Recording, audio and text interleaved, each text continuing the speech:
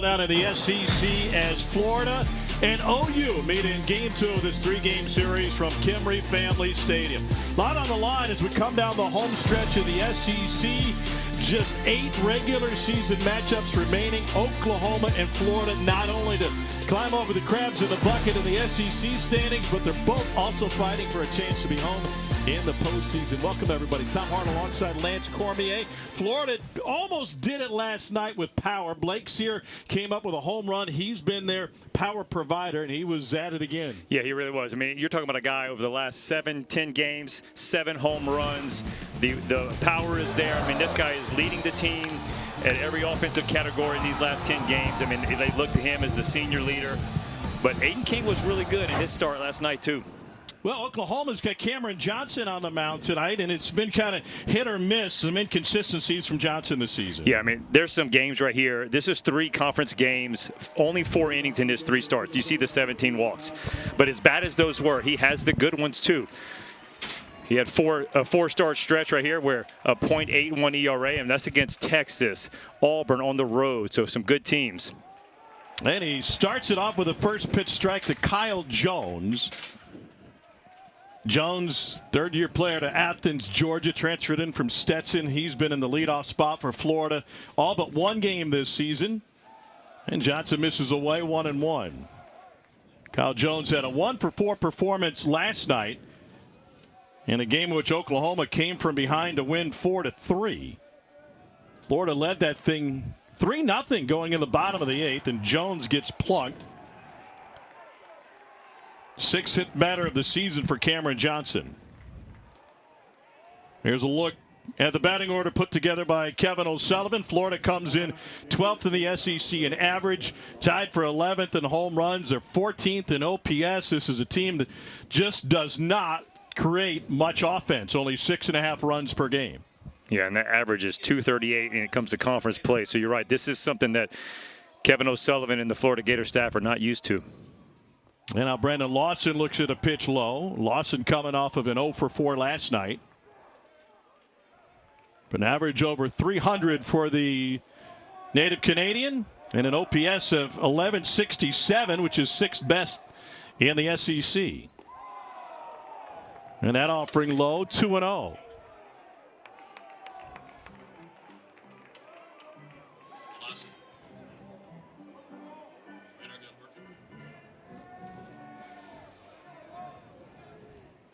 Kyle Jones hit by a pitch to start this game. Lawson has been hit by a pitch 12 different times this season, one of the most in the league. Eddie Newsom has the plate, and that's a strike, 2-1. Yeah, Cam Johnson, the fastball is elite. We're going to see 2 really good fastballs from both these guys, Johnson and Peterson for Florida. Both can run it up in the 98, 99 range. Last one was 96, and Lawson gets plunked, as I mentioned, 13 times hit by a pitch this season. And the first 2 reach. Well, that Florida having to swing the bat.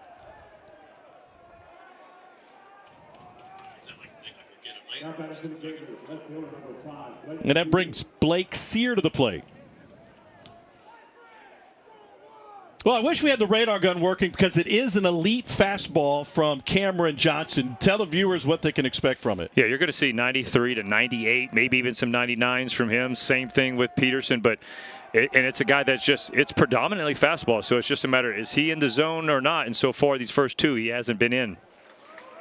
That's 95 and good enough for a strike. 0-1 to Sear. Easy 95 too, man. Just It doesn't look like he's overthrowing. Just out there, just like ho-hum. Let it go, and there it is. It's now a 10-game hit streak for Sear, the senior from Windermere, Florida. Chases the off-speed pitch. Yeah, that you start throwing that first strikes and inside the zone, that becomes unhittable, and that's unfair.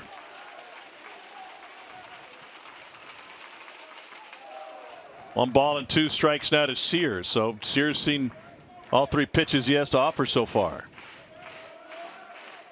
Just shows you the respect they have in him, is how hot he's been in those last 10 games we mentioned. Homered for the 7th time in 10 games last night.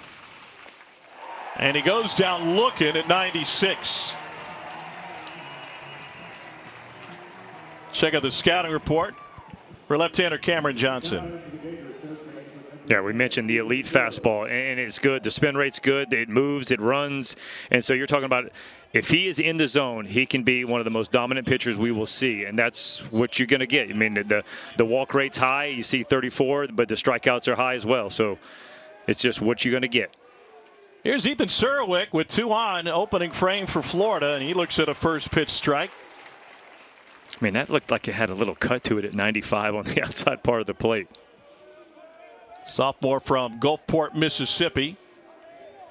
His numbers jump against lefties, hitting .422 against lefties coming into the weekend, just .262 against right-handers. Surwick had a great summer in the Northwoods League. He led the league in home runs and RBI, second in average.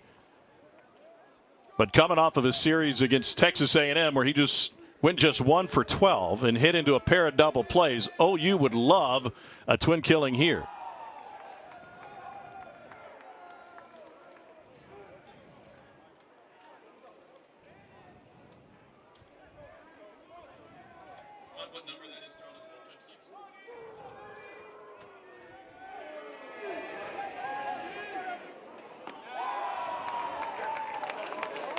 Three balls and a strike with an early opportunity for Florida. You know, it's tough as a hitter because you want to be patient enough because you know he's around the strike zone, maybe a little erratic, but then all of a sudden he finds it, and then you kind of hit yourself because you missed the pitch to swing at.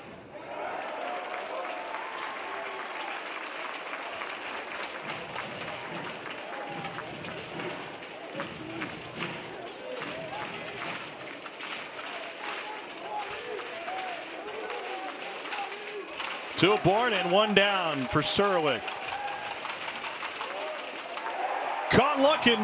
94-mile-an-hour fastball, back-to-back Ks for Cameron Johnson. Yeah, Tom, watch this ball. I mean, this is 94, but it looks like it's got a little cut, and you see 18 inches of horizontal break. That ball's coming all the way across the plate. I mean, that is a beautiful pitch. I mean, you can throw that in almost any count, doesn't matter what. Well, interesting scenario. Eddie Newsom just walked out to the mound along with the Oklahoma catcher.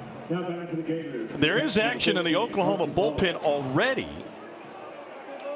Looked like Michael Catalano getting loose out behind the left field wall.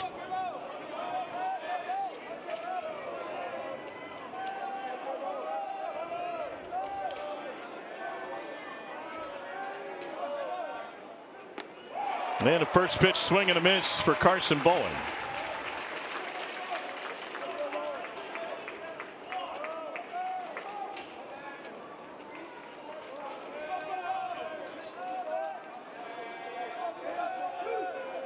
Bowen 1 for 4 last night. And this one to the right side. Oklahoma gets out of it. 2 free passes followed by a couple of Ks. And a room service hot for Kyle Branch. No runs, a pair left.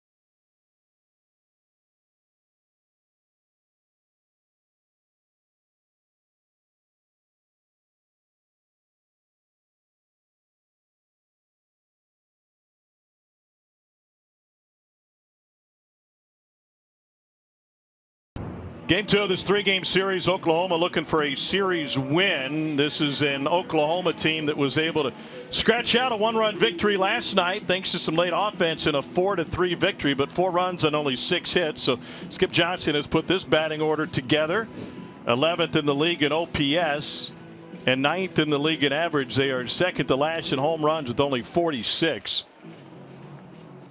Yeah, but Tom, this is a lineup that will put pressure on you any which way. They wear the shirt, says chaos, so obviously with the OU inside of it, but that's what they're looking to do, create a little chaos, whether it's bunt, steal, hit, run, every now and then the long ball, and Camden Johnson starts them off. And second in the SEC in stolen bases behind Kentucky. Liam Peterson gets the ball for Florida here in game 2 of this series. Peterson 1-4 with a 3.93 ERA as he makes his 12th start of the season. He's 12th in the league in strikeouts with 76 on the season. Yeah, I mean, another elite fastball. He's up to 99 on the year so far. You see that potential first-round draft pick, and I still believe he's going to be there because the potential's there. Lots of swing and misses. But if you talk to Liam Peterson, he's not happy with how this year is going. He's been really up and down, but I mean, the numbers are still okay, but to be 1-4, he was looking to be that Friday night lockdown guy that Aiden King has been. He was the ace last year, 8-4 through the season for the 6'5", 225-pound right-hander. We got two imposing presences on the mound with Cam Johnson and Liam Peterson. Here's Camden Johnson leading off for Oklahoma.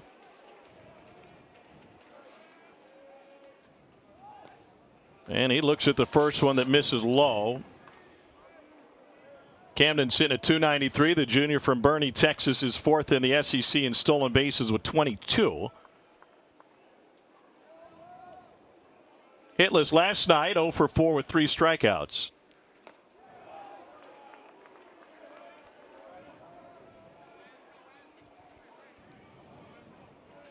Last time out for Peterson, 7 hits over 5 innings, 5 runs, 3 home runs. Hit by A&M against him. Struck out 5 and went 90 pitches deep. And that's a part of the scouting report we had. He needs to pitch down in the zone. If he keeps the ball up mid-thigh, that's when guys are going to get him. I mean, it's really hittable. And you see it just in those last 2 starts. He had gone 45 innings with none. In those last 2, he's given up 5. But if the ball gets up, it becomes a lot more hittable. Right back up the middle and gloved on the run by Lawson, but threw it a hair wide. And Johnson's going to break for second and he'll get there as it trickled into the dugout. That is the 11th error on the season by the Florida shortstop Brendan Lawson. Well, a little liner up the middle. Wasn't hit as hard as it looked. Off the bat, it looks like it was going to get through easily. Lawson has him there, but just off balance throw, not able to make it. Can't get the hips turned just enough.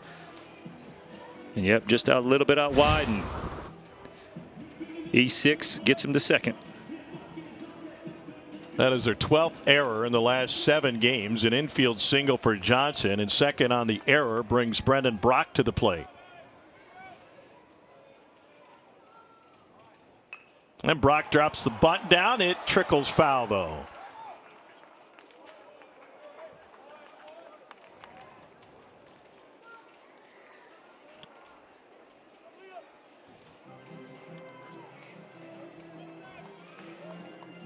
Brendan Brock from Muscoda, Illinois, just outside of St. Louis. He started his college career at Southwestern Illinois Community College, where he was a first-team JUCO All-America. Set the career home run record at Southwestern Illinois. Corners in for the Gators. And he's swinging now and lost it deep to left. Sear all the way back to the track, and catch made for the first out. How about that at bat from Brendan Brock? Well, Tommy, he was a tad bit out in front. This is a slider, and it's just down enough. He's just out in front enough. 87-mile-an-hour slider. You see middle part of the plate, and boy, just you watching Peterson's reaction, he thought that had a shot, but just perfect enough. Blake Sear back, makes the play, and not able to advance the runner.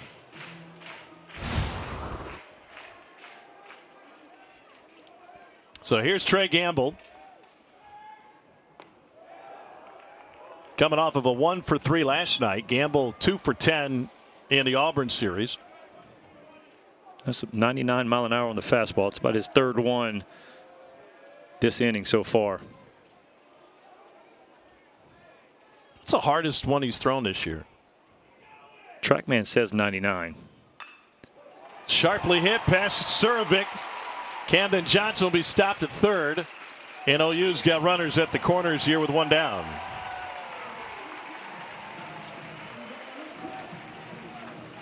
Well, you got guys like this, is you just let the pitcher provide the power, right? 99 coming in, 100 going out. Just a little inside out, shooting that ball to the other way. Little 6-hole special.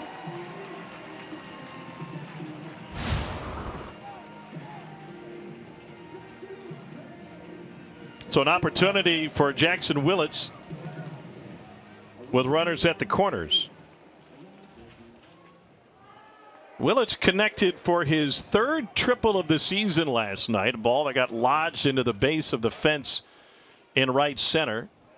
And that provided the winning margin for Oklahoma.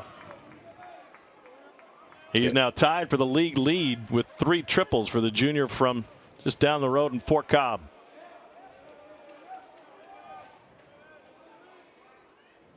Runner on the move from first, pitches a strike. They won't bother to throw down. And Gamble picks up his 14th stolen base of the year. Yeah, that was so uncontested. That was easy. Usually you don't see teams just give up fully on that one, but the Gator defense didn't even make an attempt.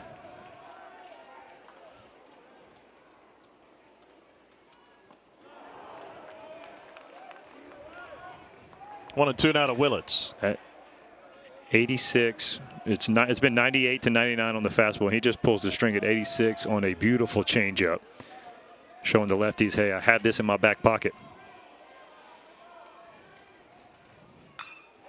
And this one's dumped into left center field. That'll get 1 run home. Here comes Gamble behind him, and the stolen base pays off as Gamble's able to score on the shot from Willits into left center. 2-0 OU.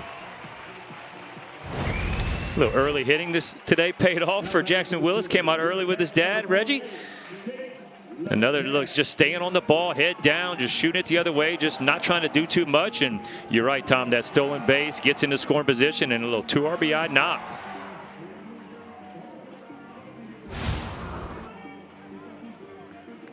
Then the opening frame rolls on for OU. This is Dayton LaChance.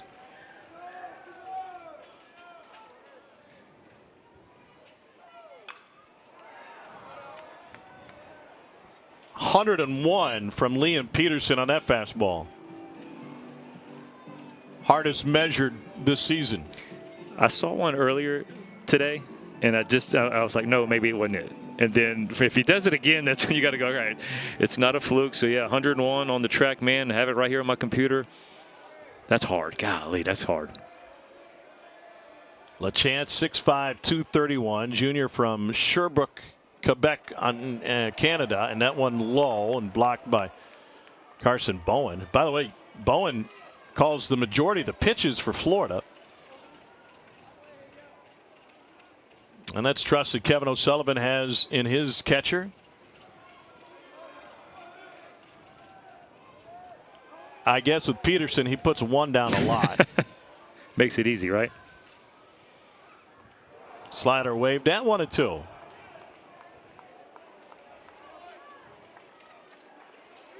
You know, that first ball that he threw, the fastball at 101, really set up this whole at bat because LaChance was late. You could tell, like, oh, I'm not even close to that. So you got to get started early, and that's why you see that wave on that slider.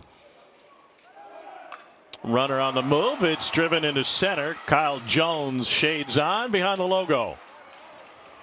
And they'll have to return Willits to second. He's able to tag and make it to third.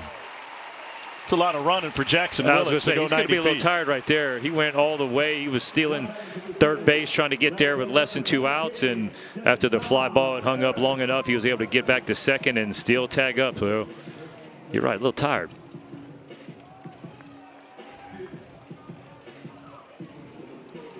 Here's Deshaun Harris.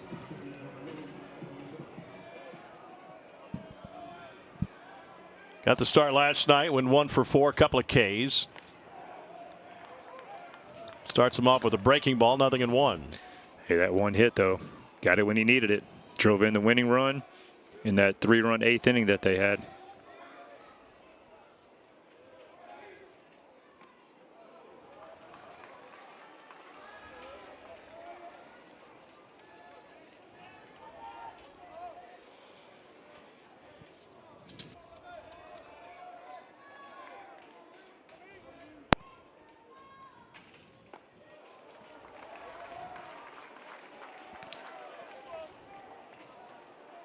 Harris is from Plano, Texas, out of Plano East.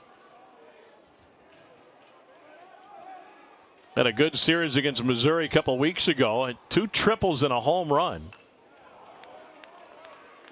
A matchup of old school Big 8 foes. By the way, this is Florida and Oklahoma meeting for the first time as SEC opponents. First trip here for the Gators. These 2 programs met in the postseason a few years ago. A little dribbler foul. Kevin O'Sullivan took his team to Stillwater a couple seasons ago and won the Stillwater Regional. But they're getting to know a new ballpark, and that may have cost them on the Willits triple last night.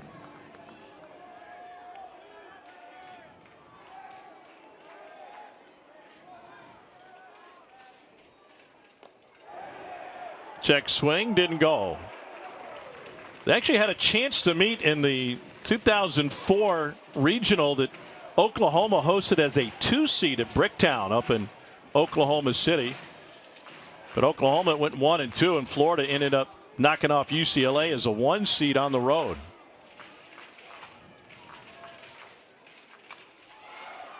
How'd you like that format where you had the bid and the highest bid got it? So a lot of times you could host and not be the 1 seed, and you could be the 1 seed going on the road. I think that year the reason the committee sent Florida on the road, certainly money probably played a part of it, but Miami and Florida State were also 1 seeds, and they were in front of Florida in the pecking order. So they both hosted, and the committee didn't want 3 hosts in the state of Florida. Gotcha.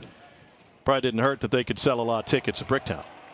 And we played there my senior year in 2002 when I was at Alabama. We went to the Bricktown Showdown, and it was just a midweek game against Oklahoma, a random midweek game. Obviously, they were Big 12 and we were SEC, so it's just but it was a fun experience to go play in there. 22, Oklahoma went down to Gainesville, got out of there with a regional win. Long at bat for Deshaun Harris, battling with Liam Peterson. By the way, Oklahoma will play its final home series at Bricktown this season. And should they have the opportunity to host a regional, they'll be right back here in Norman. Again, the 3-2 to Harris. Fouled off again.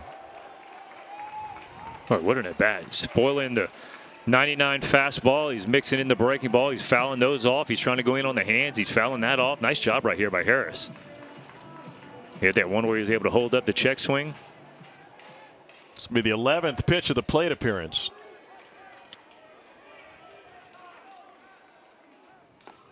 And he draws a walk. You mentioned Harris was the hero last night, combining with Willits to get Oklahoma a comeback win.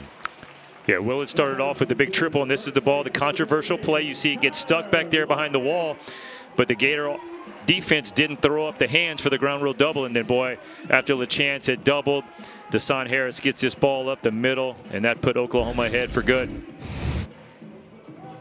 It's a lot of momentum. When you can come back in the bottom of the 8th, you close it out, boy, it just gives you some confidence for that next game. Already 27 pitches in this opening frame for Liam Peterson. They're making him work. 90 pitches in his last start against Texas A&M.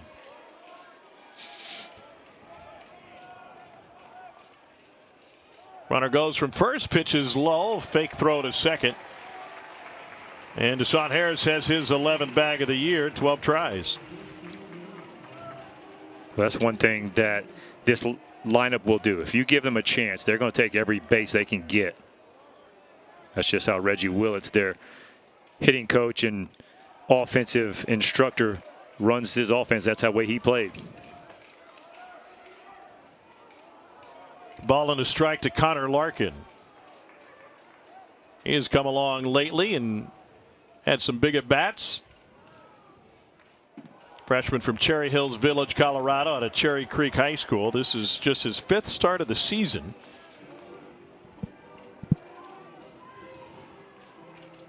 A first-year player, had a couple of hits last night, 2 for 4.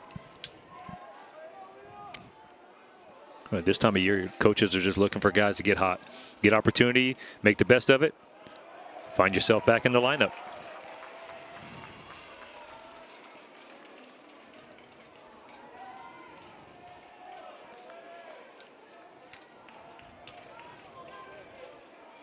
Peterson really struggling here in the opening inning.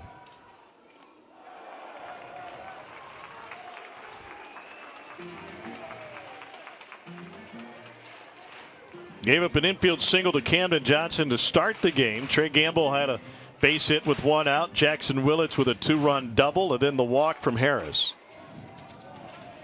Mix in a couple of stolen bases, and he's been pitching in traffic throughout the first. And a 33 pitch opening inning finishes with a K of the freshman Connor Larkin. Oklahoma strikes first, 2-0 Sooners.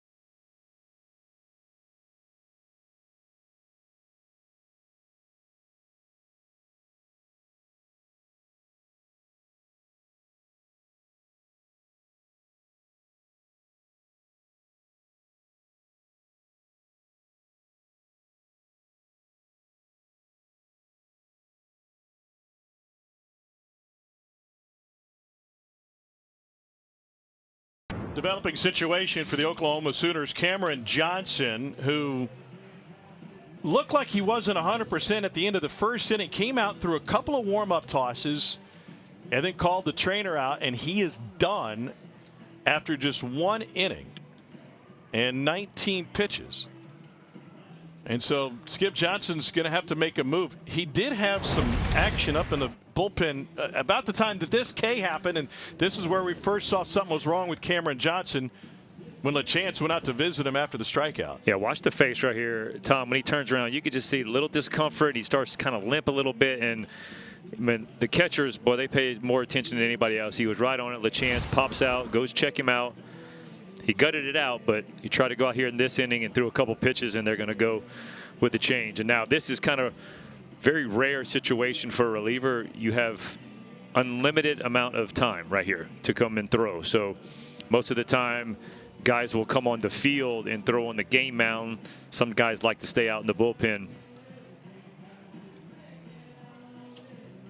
Now, Skip Johnson went with an opener intentionally yesterday. This was certainly not intentional. Cameron Johnson, by the way, hit the first 2 batters he faced, and then got back-to-back Ks of Sear and Surowick before getting Carson Brown to weakly ground out to end the opening inning after 19 pitches. And we're still not sure who is coming in from the Oklahoma bullpen and where those warm-ups would take place. Michael Catalano was up and throwing in the pen, it looked like, in the middle of the first inning. I would assume that's who it's going to be. If he's getting ready in the first, he's probably the long guy stretched out the most.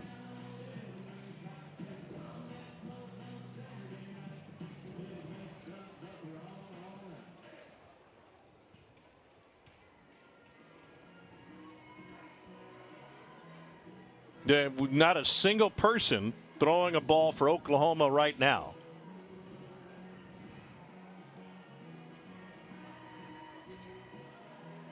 We'll try to solve the mystery of who the next Oklahoma pitcher will be after we step away for this timeout.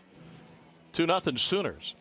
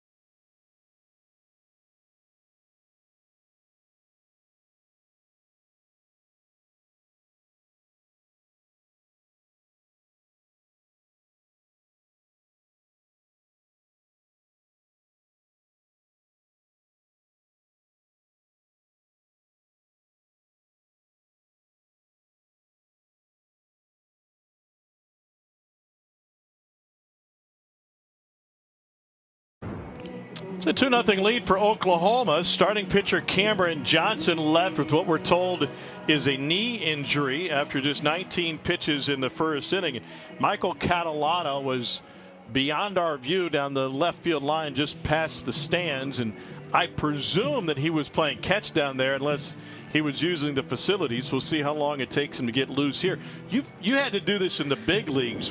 How do you get through this routine that you're not used to? Yeah, and it's tough because mentally, right, every time you walk on this mound, you're used to getting the chance to throw, like 8 pitches in and you're in the game. So then right now he's got as many as he wants, but it's a mentality thing going like, man, I got to hurry because everybody's out here watching.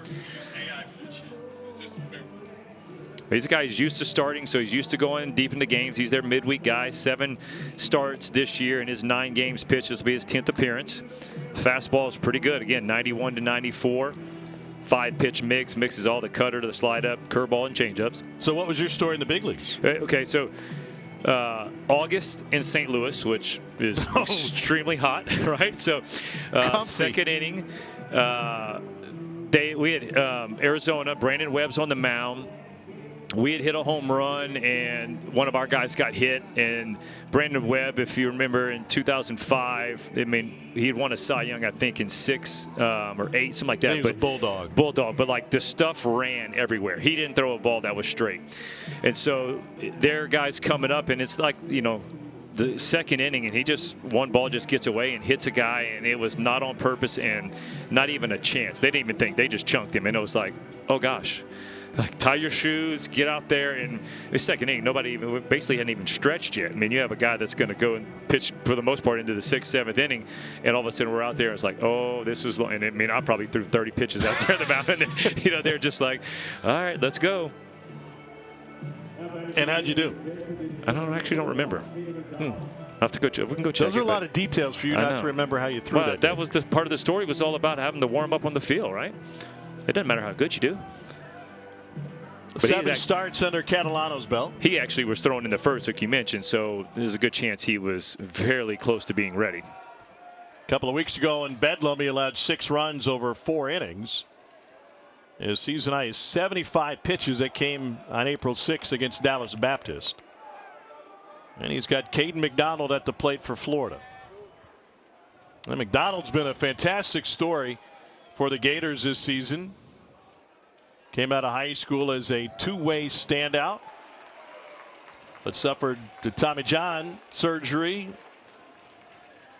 his senior year of high school and finally got back into the swing of things. And was generally coming back from TJ just pitcher only. Gators needed a bat. I said, why don't you start taking batting practice? He did. It paid off late last year in the postseason. Then he went to the Cape and he had a tremendous summer in the Cape. Well, how many guys come to college as, wanting to be 2-way, but, the schools, the coaching staffs don't give them an opportunity, and all of a sudden you go, hey, what did you miss out on, especially on a guy like this? He shows you if he gets an opportunity.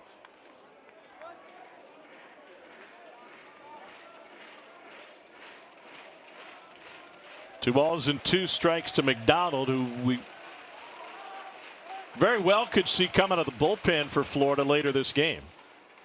I was thinking the same thing. I had the conversation with Kevin O'Sullivan. If you follow the major leagues right now, there's been a lot of uproar about the Shohei Ohtani rule. The Dodgers essentially able to carry an extra pitcher because he plays as a 2-way guy, as we all know. Well, the Royals gave up on Jack Caglione being a 2-way guy early. Yeah, very early.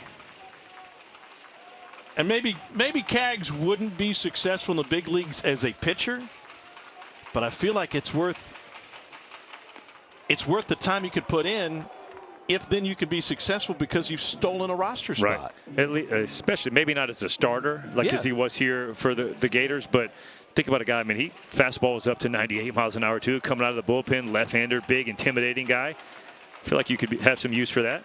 McDonald rips one into left field, and Harris was playing way over into the gap. This will be an easy double for Caden McDonald. First hit of the game for the Gators. Well, the first hit was a rocket shot, 112 off the bat right here by McDonald. Just a ball, 88, little spinner. The cutter just didn't cut. in the zone too much, and McDonald makes him pay. And you're right, easy double because Harris was all the way into left center field. You can see the way he was hustling for that. He was thinking, all right, is he going to try to go 3 on me? Leadoff man has reached first 2 innings for Florida.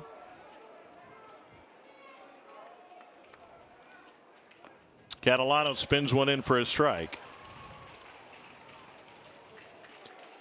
You know, bigger picture, Stripling, the junior from just outside of Atlanta, Lawrenceville, Georgia, a couple of home runs and 6 driven in.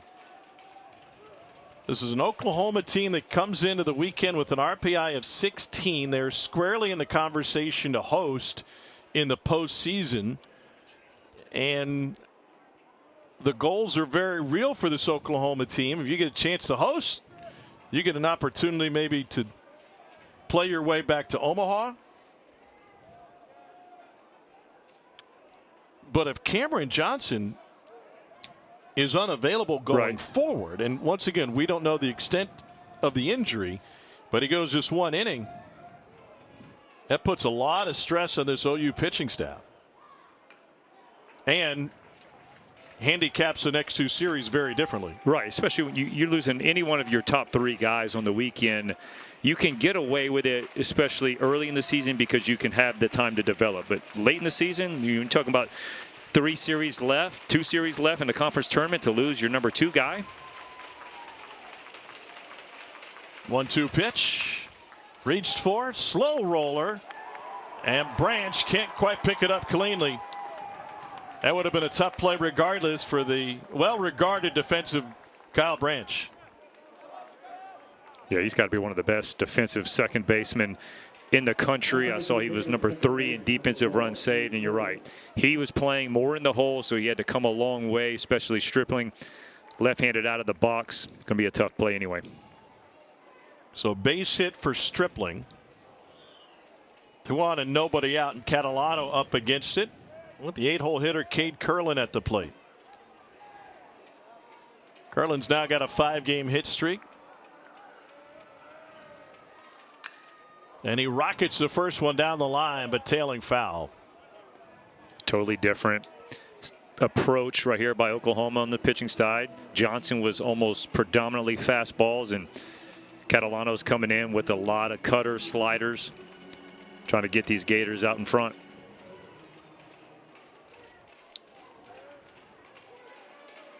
Curlin's got some good history in the Sooner State. A couple of years ago, he led off the Stillwater Regional with a home run against Nebraska. He played with a hand injury throughout the 24 season, and then last year only 13 starts before shoulder surgery put him on the shelf.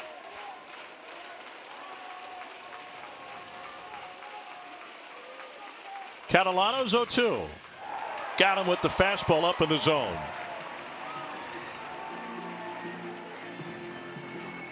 I love how the approach right here, pitching backward, starts him off with the off speed, and then in back-to-back fastballs. The one right before that was a little bit lower. He blew it by him, then just climbed the ladder just a little bit more.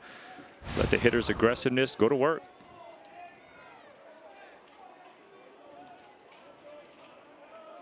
And 9-hole hitter Hayden Yost.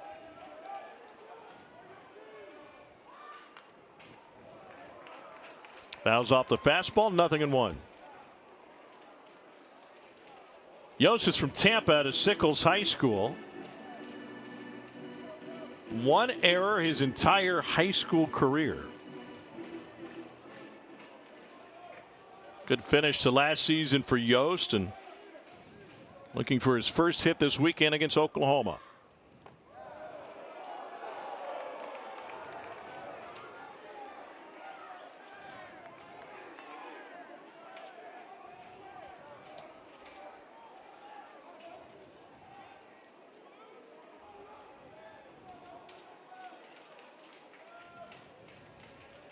Catalano's 1-1.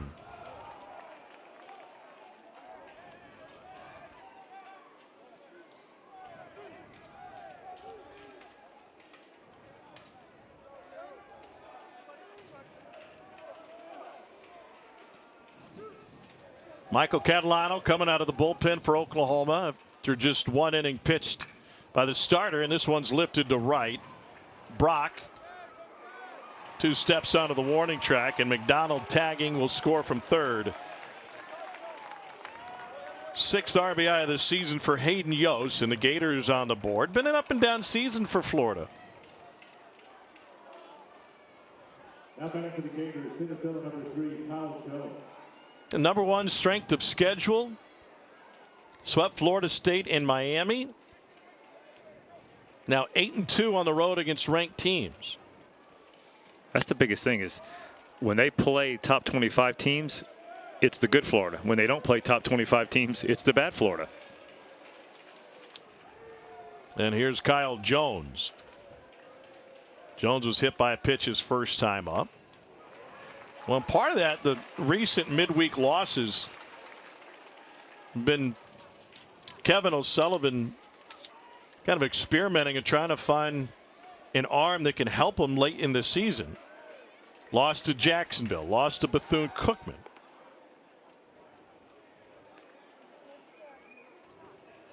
Gave up 13 runs to Bethune-Cookman. Yeah, that one was a head scratcher.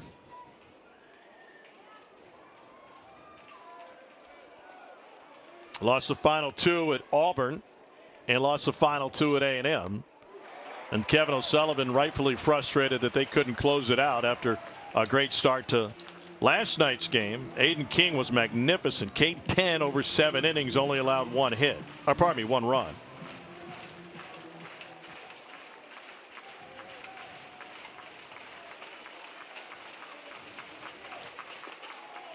Fastball stays up 1-2. Yeah, that was a career high in the 10 punch outs. Felt like that outing might have pushed him in the lead. If you're talking about conference pitcher of the year, obviously we've had some really good starters in this league, but boy, he's been as good as they come. Should be an interesting race coming down the final 2 weekends. 95 may have been the hardest fastball of the day for Catalano, who notches his 2nd K. Gators get a run after the leadoff double for McDonald, and we've got a 2-1 game.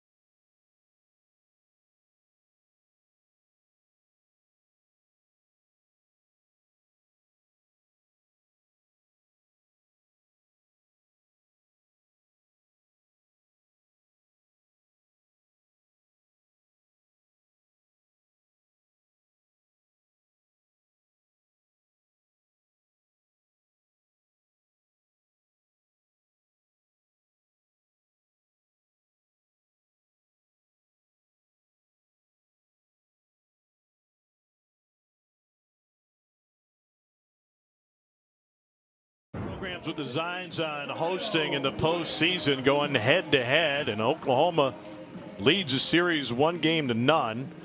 Here's a look at their tournament resume. Top 10 strength of schedule, currently RPI right behind Florida, 1 spot behind them, and D1's got them projected as a 2 seed. But they can make some hay this weekend, and of course the final 2 weekends of the SEC regular season. Yeah, it's weird when you look at the rankings because you see Oklahoma 15, Florida 25, but D1 has Florida as a 1 seed and OU as a 2 seed. But you're right, Tom, this weekend can go a long way. Their strength of schedule is not going to drop really because they're at Arkansas and they have Tennessee here, so it's probably going to be around the same. The RPI, if they just keep winning, is going to keep climbing. So it's all in front of them, which you could say that for a lot of teams in the league right now. Pitches upstairs to Kyle Branch to start the 2nd. Sophomore from Lucas, Texas.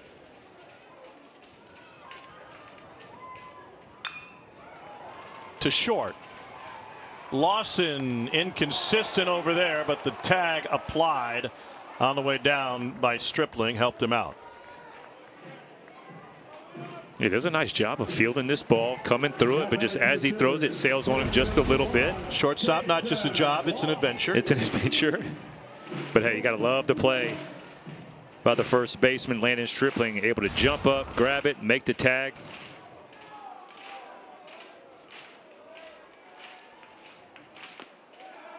You know, Liam Peterson just needs a shutdown inning. You gave up 2. Your offense just got 1 back. Just for himself, confidence-wise, he needs a 0.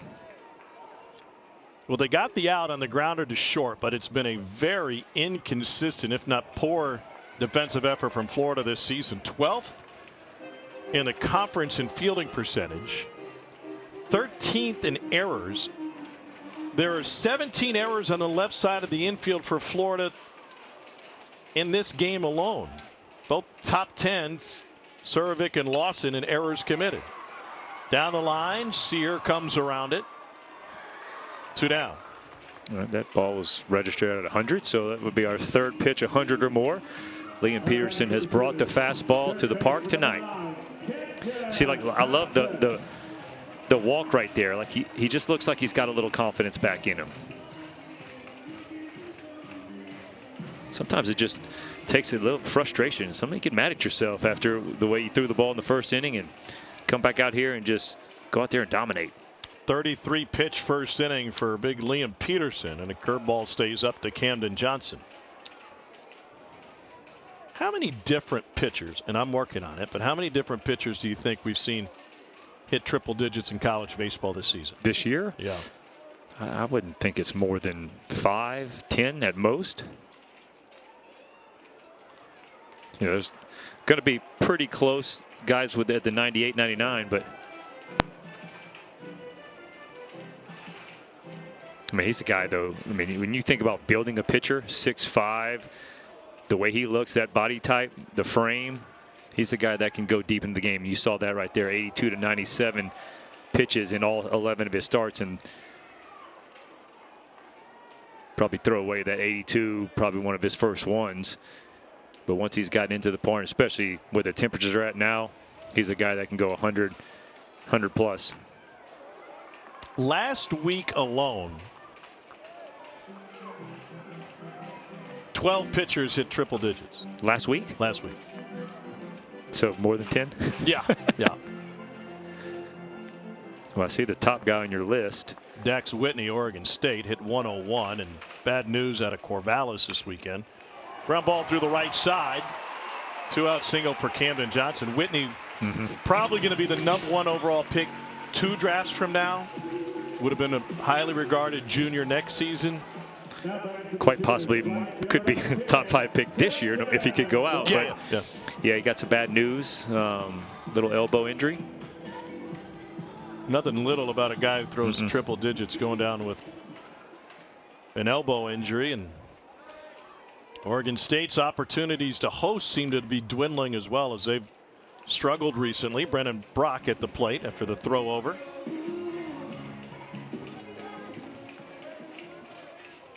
I was fascinated by the Dax Whitney story for a number of different reasons, not the injury, but leading up to the injury, because in this day and age of open rosters and NIL money, there would have been a lot of teams going hard after Dax Whitney that maybe, I don't know this for a fact, but maybe have more money to spend than Oregon State.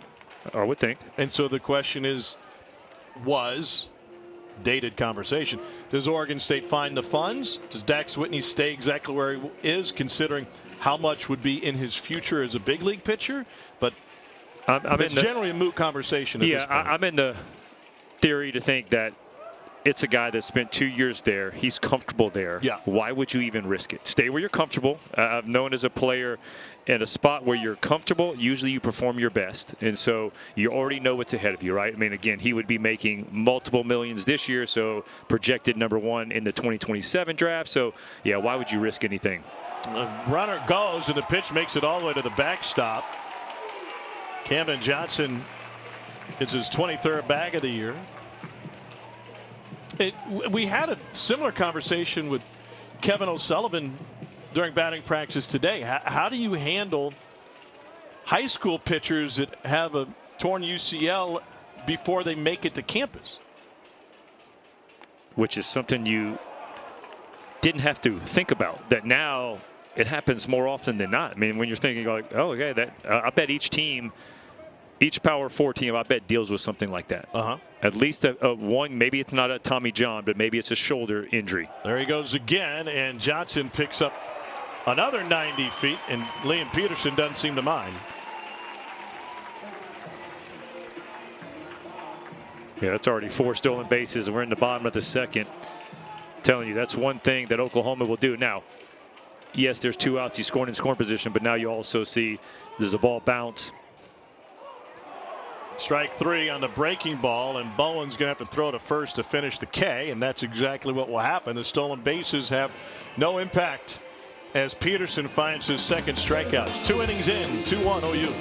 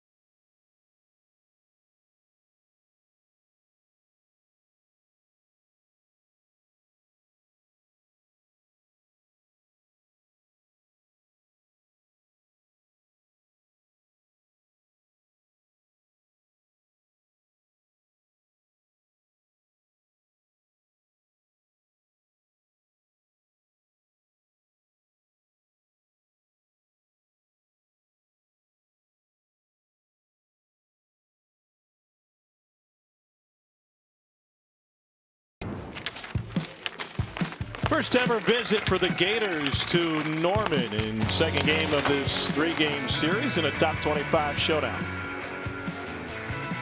If you joined us late, Oklahoma starter Cameron Johnson left with a knee injury after just 1 inning pitched. And so Michael Catalano has taken over. Catalano had to work through traffic in the second, allowed a run to score as the first 2 reached base against him. And here's Brendan Lawson. First pitch in for a strike. He had the most success when he started really pitching off the fastball. Came in the game, a lot of breaking balls early, but you could see the Florida hitters not able to catch up to his heater. Ball and a strike now from Frisco, Texas. And Brendan Lawson, 11 home runs on the season.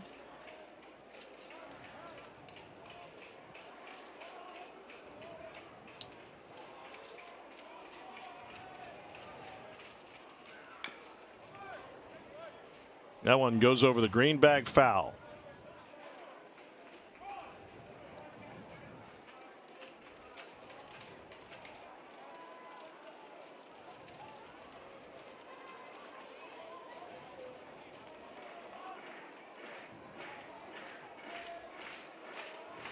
Well, Lawson was hit by a pitch his first time up, but rather faced the righty anyway. 337 against righties coming into this weekend. Spoils that one. Lawson had a sensational year last year for Florida. Baseball America had him on their first team freshman All-America squad. He was named to the all-freshman team in the Southeastern Conference. This after being a 19th round pick of the Cardinals in 24. Coming out of P27 Academy. 2-2.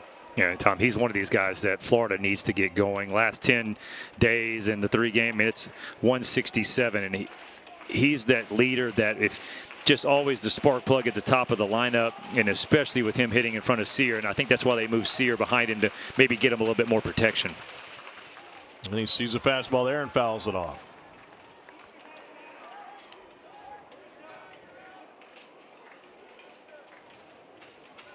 Started his Gator career with a bang. First career home run was a grand slam.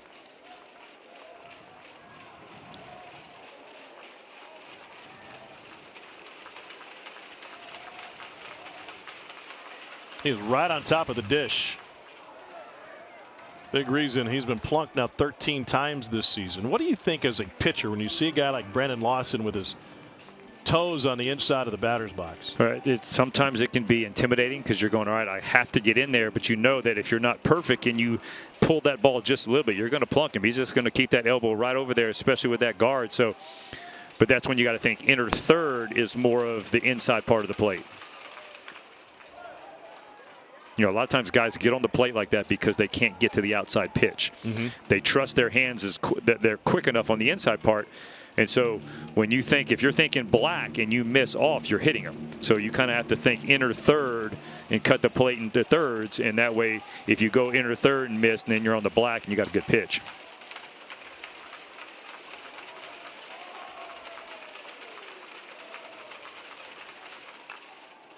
And that's where they went there, fouled off.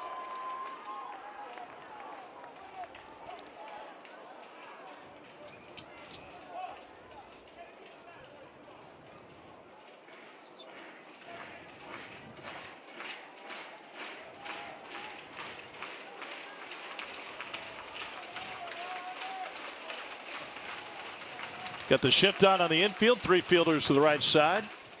And he hits it to the second baseman, Branch. 1 down with power hitting Sear coming to the plate, and Lawson not happy with it. Yeah, I like that pitch. That's the fastball, trusting it. It was right on the inside part of the plate, and you can see you can't get the hands to it off the knuckles. Did you find a difference when the shadows played like this? Well, most people think the shadows are going to play into the pitcher's hand because, hey, trying to hitting's tough in its own right. You know, trying to square up a round ball with a round bat, ball's moving now 90 miles an hour, all these things. You can see those last 10 games just been on a tear. And then now you got to mix in shadows. But other than, you know, for the most part, in Milwaukee, when Ben Sheets would pitch during the day, when the lights would come through the windows at Miller Park, and he seemed to strike out 15 every single day game, you know, I think it can be either way. Some guys will probably say they actually like it. Some guys probably say they won't. Well, you didn't find it. I never noticed anything. I used to think pitching with a white hat would help as a pitcher because the ball, and that never helped either. Inside for a strike to Sear, who's homered 7 times in his last 8.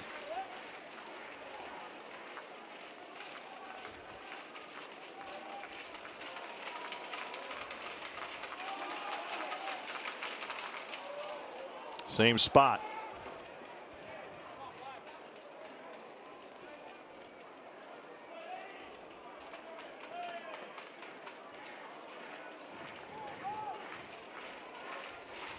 Ran into Sear on the elevator today. He said, hey, you got one last night. That must have felt good. He said, yeah, they all feel good. Like Lawson in front of him, he's right on top of the dish as well. Breaking ball missed. This is what he did last night. Yeah, he hit some moonshots too. He hit some big home runs. I think he had 3 the Auburn weekend. One of them was a game winner, but look at this one, boy. That's just a moonshot. I love it. Watch it just a little bit. Put the head down like, hey, I've done this before. Matter of fact, I've done this 7 times in the last 10. They tried to go away, and they get a fly ball into the corner. Harris runs from underneath his hat to make the catch. 2 down.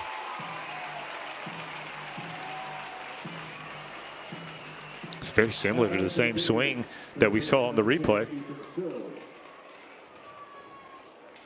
Well, he hits moonshots. Did you see the numbers on Kahil Aloy's home run last night? I did not.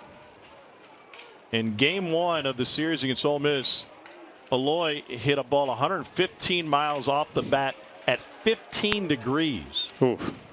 and it left the yard. That's a 2-iron. And there's no place at Arkansas that has the short fences. It's tall fences, so I mean, you're thinking it's got to get up high enough for that. Ethan Surwick sees the count go to 1-1. Ole Miss transfer, Mississippi native out of Gulfport.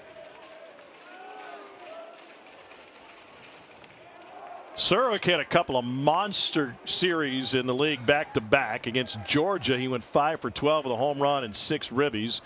Came back against Auburn the next week, went 6 for 13.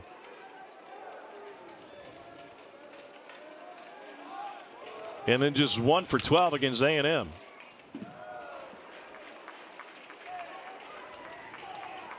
That's a really good 2-1 pitch on the black.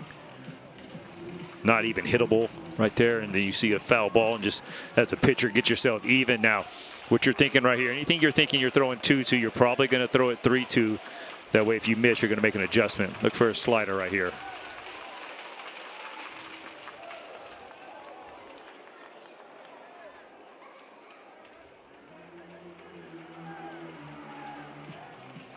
Fastball? No, I think he's probably going to go back to that same one.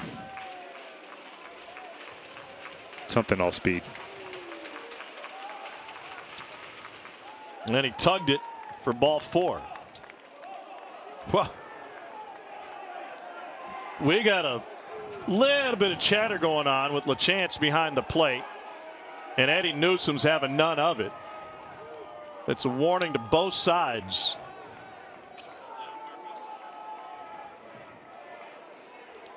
Well, Eddie Newsom's all over it. In the Florida dugout, they said LaChance was chirping a little bit yesterday,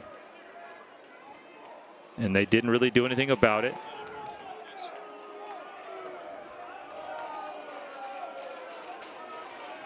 And this is Eddie Newsom controlling the game. I love it.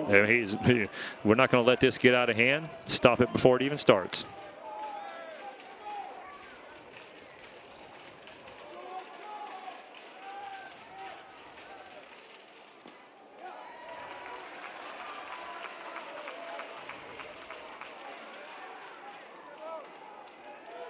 Bowen grounded out to second base with 2 men on to close the first inning.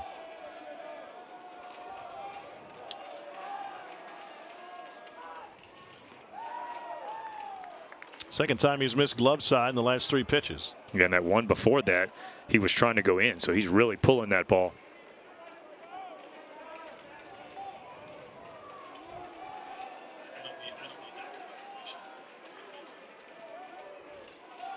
Bowen transferred in from TCU. He was an all-conference performer in the Big 12.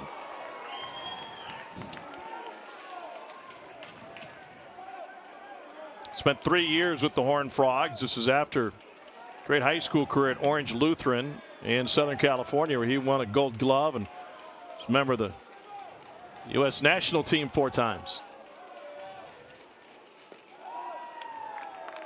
3-1. Yeah, he's missing in the same exact spot. It's the pitch down and away. He's just cutting off. And a lot of times you cut off the extension of your arm, and that's where that ball goes down and away from the right-handed hitter. Yeah, all fastballs right there.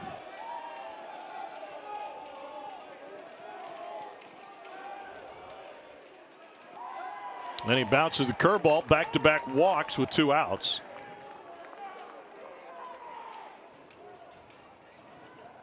There's nobody throwing in the Oklahoma bullpen, but Dayton LaChance is going to make a trip to the mound. And they'll gather everybody else to have a chat.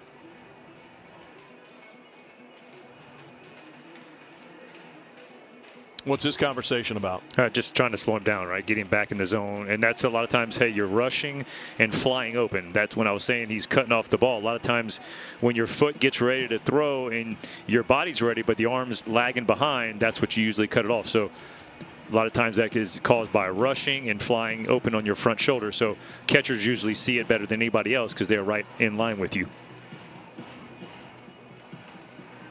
Now the this conversation will continue. Now this one, I don't know. It could be. This could go any which way with Coach Johnson.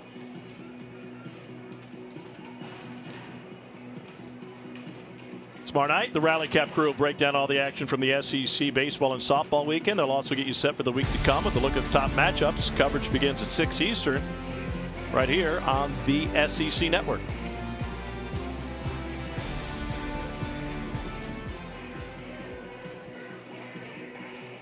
Now back to the Gators. Designated hitter number 21, Caden McDonald. To aboard for Caden McDonald, who was the first Gator batter to face Catalano in the second inning and connected for a double.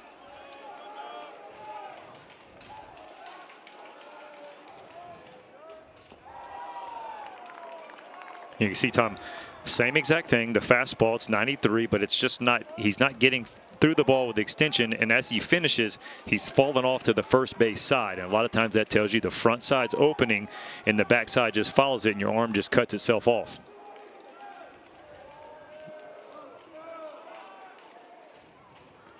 Is that fixable mid-inning? Yes, and that's where Coach Johnson went out there as the pitching coach and just, hey, like a lot of times you'll talk about a tunnel, right? You think of if I drew a line on each side of the rubber straight to the plate, you don't want to come out on either side of that tunnel. You try to just stay right to the catcher. Yeah, the good guys, they fix it. Yeah. And so they're trying to go to any other pitch that he can find it, and he's still doing the same thing on the breaking ball, and that's why he keeps pulling it.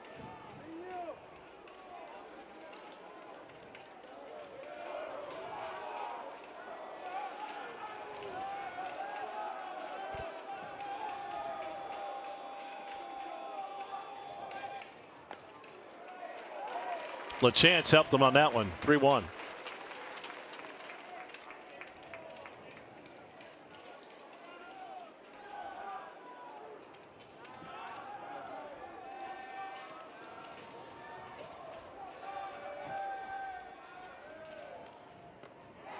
And now back to it, 3-2. Yeah, I like that. I like going in because, I mean, change something. Change his eyesight, change where the target is. I saw a couple pitches ago when he went to the breaking ball, LaChance tried to put his glove farther away from his body. But right here, you got to change the eyesight. And driven into center field. Back is walk all the way to the wall. It's gone! Caden McDonald's third home run of the season comes with 2 outs in the third, and the Gators jump in front.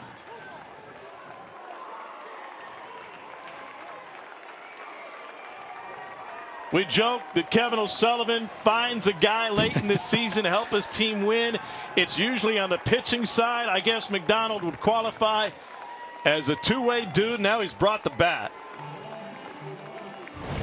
Well, this is the second extra base hit. Both balls 112 off the bat.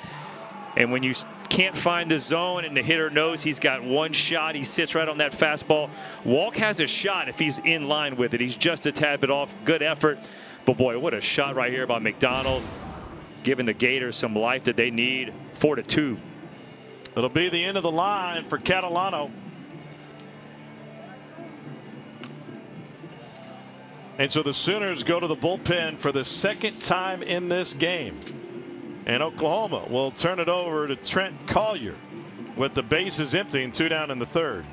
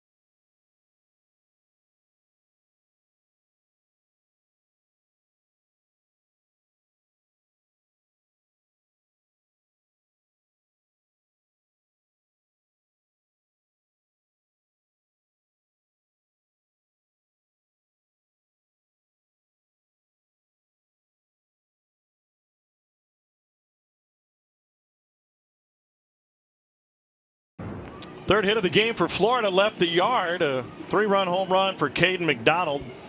And the Gators have an early lead in this series for the second time in as many games. Trent Collier gets the ball. Sophomore from Prosper, Texas, 6'2", 241. Has made one start this season. That came in the Bama series. But primarily out of the bullpen. Now making his 14th appearance, 25 strikeouts against just 6 walks. Yeah, another guy coming out of the OU pen, good arm, up to 96 with the fastball. But yeah, more punch outs, especially when he gets into SEC play. The strikeouts have gone up to 13 strikeouts per 9.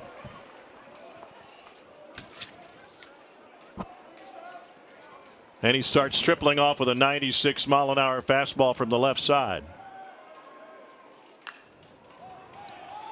Into left center field, late jump for walk. Coming in is Harris, and he'll get there in time to close the visiting third. 3 runs on a hit. A Caden McDonald home run has the Gators in front.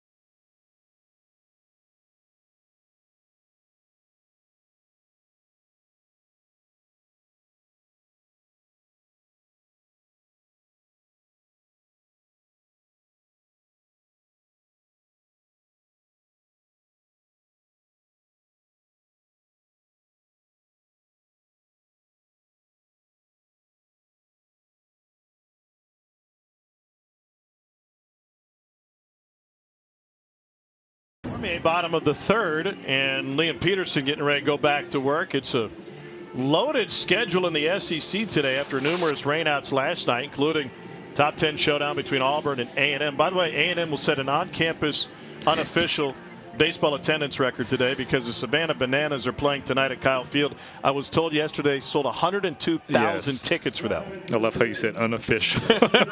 They also I thought you were, when you said it, I thought you were serious. As you see, Alabama completes the sweep. Auburn jumped all over A&M. They're up 5-3 in the bottom of the 8th. But I thought you were serious because they have a doubleheader. And then I'm like, they're going to set the on-campus record. Then I'm like, oh, yeah, the Bananas too.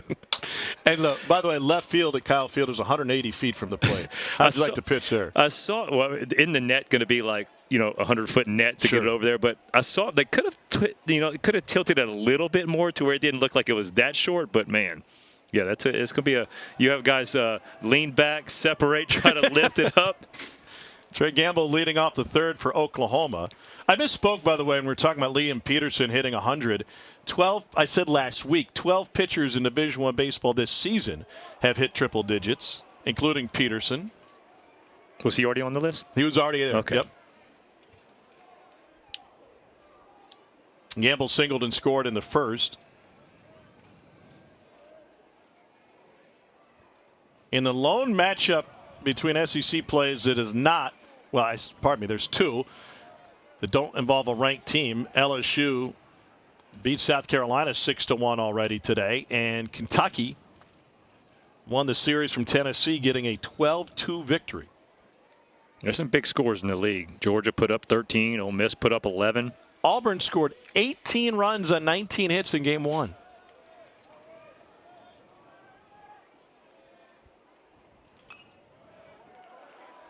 And they were talking about in the game at A&M, like the wind was blowing in and balls weren't going to carry. And I bet there was 8 home runs. Well, Gavin Graholbeck hit a couple just for A&M. He continues his tear into left. Sear comes around it.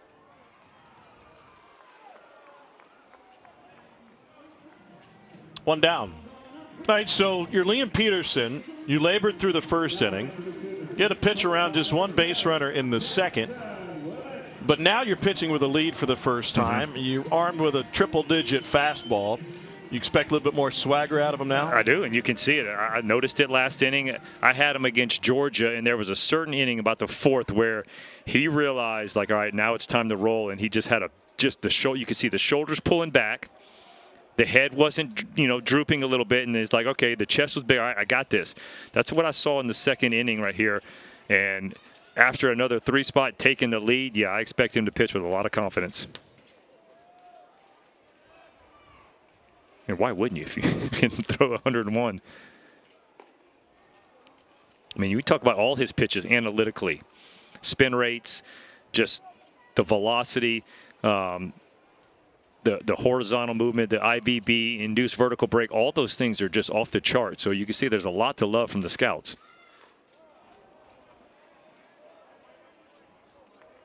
It's the first fastball to Willits just a bat. He doubled home a pair of runs his first time up.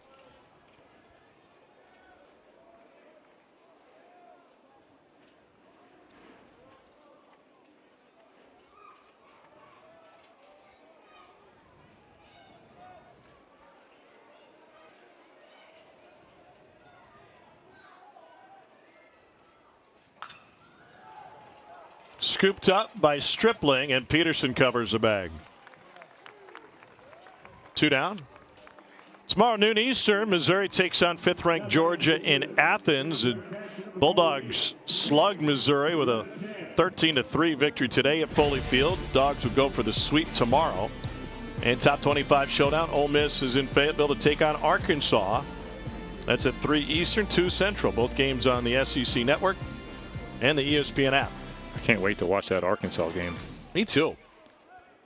Heard the play-by-play is just the best out there. I don't know if the best. He may be the most traveled this week for sure. Yeah, you got 3 games. Lucky you got one rained out, but you had 3 games, 3 different cities, 6 teams. Wow. 1-1 at LaChance. You want to see some confidence right here? How about a strikeout for LaChance? You went 3, 4, 5, put up another 0. You're going to see a different Liam Peterson. By the way, of all the analysts I've worked with so far this weekend, you're the best. I'm going to call you at 7 o'clock tomorrow to see if that's still the same answer. And if I'm not on a plane headed home, I'll gladly pick up the call. 1-2 to LaChance. Flew out to center his first time up. 3 o'clock game? You think you'll be on the plane by 7? 2 Central. Okay, 2. Okay, yeah. All right. LaChance spits on the breaking ball. 2-2. Missed a chance to see my buddy Mike Rooney yesterday. Supposed to work the A&M game with him last night.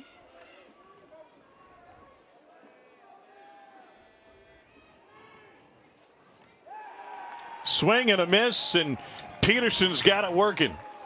When we return, we'll talk with his head coach, Kevin O'Sullivan, about this performance by Liam Peterson and the value of what a series victory could do for Florida this weekend.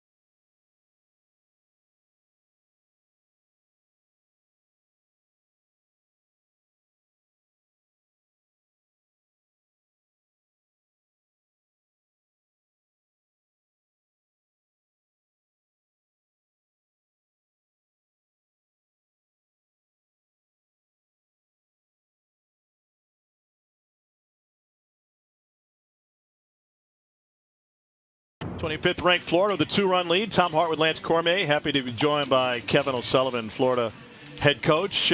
What do you make of Liam Peterson so far? First inning separated from the last 2. Honestly, I thought Oklahoma did a really nice job, attacking his fastball, and he got some balls up in his zone, and they did a really nice job. And obviously, they're running the bases extremely well. I think he's mixing his pitches a little bit better right now, and just locating better. Well, let's flip to the offensive side. You got a little plug and play. Caden McDonald, 2 at-bats. We got 2 extra base hits. What have you seen from him? Yeah, we just started inserted him in the lineup about a week ago. That's how smart I am. And now he's got a double, a home run. The ballpark's a pretty big ballpark. So, but no, he's been a nice addition to the lineup for sure. You know, I was going to say, you usually find a guy late in the season that helps give you a jolt. It's typically a pitcher. Now, I'm going to give you credit for developing the guys, not hunt you down for not playing them earlier. Well, everybody figures it out at different times. And sometimes you don't know when that light's going to go on. And certainly for Caden, we use him more on the mound this year, and you'll probably see him at some point, maybe today or tomorrow on the mound. But certainly he's given us a great lift offensively. Sully, thanks for the time. We appreciate it. Thanks, guys. This is a Florida program as durable as an orchid. You think they don't have it, you don't water them for a few weeks, they're still sitting there pretty as ever. Oh, he's always got some in the back pocket. There's guys that come out of there, and like you mentioned, he's going to find somebody, and he's going to run out there at 96 miles an hour. And we told the story, right? The guy had, 1 outing or 2 outings, and then pitches in the conference tournament against LSU, and he's 96, and he's a 4th rounder and signed for a lot of money, and you're like, that was his best outing of his career. Curlin goes down swinging at 94. I think part of Kevin O'Sullivan's secret sauce is finding, and sometimes it takes a while, finding the right buttons to push with certain players. Some guys he puts his arm around, you keep doing you, we love the way you play, and some guys need a kick in the butt, and this guy's the winningest coach in Florida history, national championship under his belt, multiple trips to Omaha, and sometimes it takes a little while for the players to figure out their head coach too. Exactly right. You couldn't have said that any better. Thank you. And it really is. And the good coaches know that there's more than one way to coach. Like, it's not just I am setting my ways, I'm going to do things this way, I don't care how you react to it.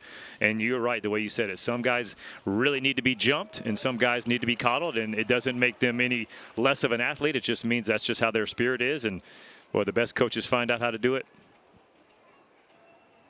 Hayden Yost drove in a run with a sac fly his first time up.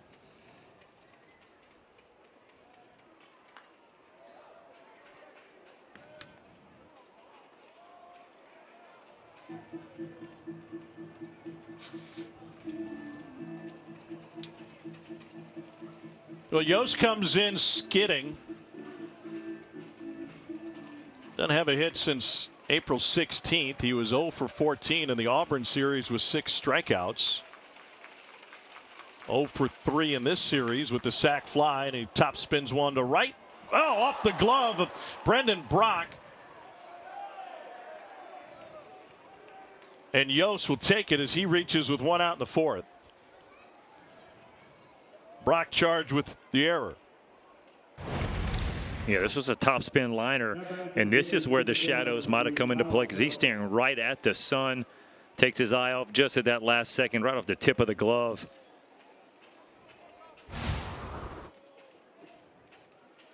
He's got the glasses on, but still, it's still tough to pick up that ball coming out of the shadows.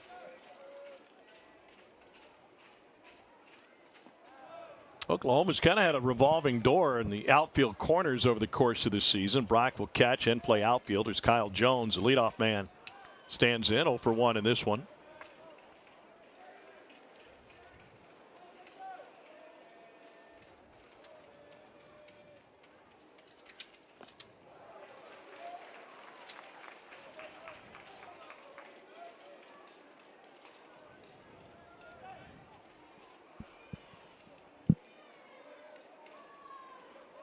Jones came into the program last year as a transfer from Stetson. Only made it 4 games in before season-ending shoulder surgery. Easy for me to say. After a freshman year with the Hatters, where he was second-team freshman All-America, Gold Glove finalist, the A-Sun Freshman of the Year. Played well in the Tallahassee Regional, couple of home runs. At Florida State, was named to the regional team.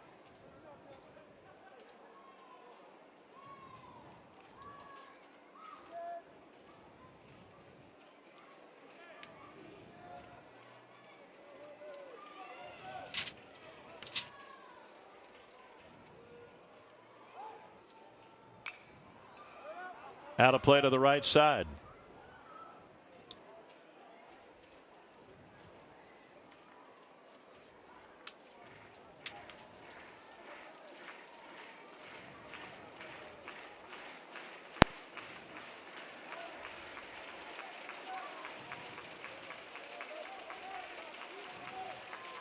Larkin holds on the runner Yost, who only has one steal on the year, only one attempt.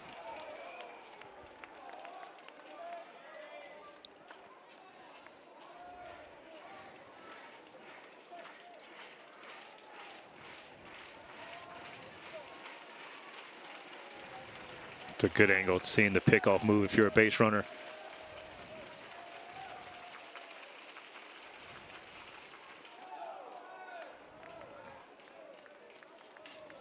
You could see Yost, the moment the left-hander's foot lifts, he takes a jab step back to first base, and that's just a one-way lead.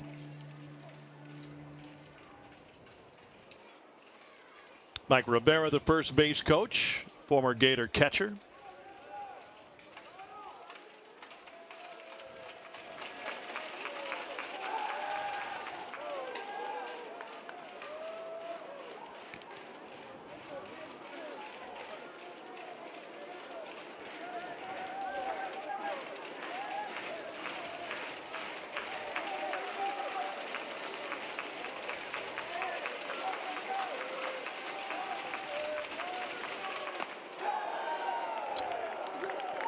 And the Gators have two aboard now with one out.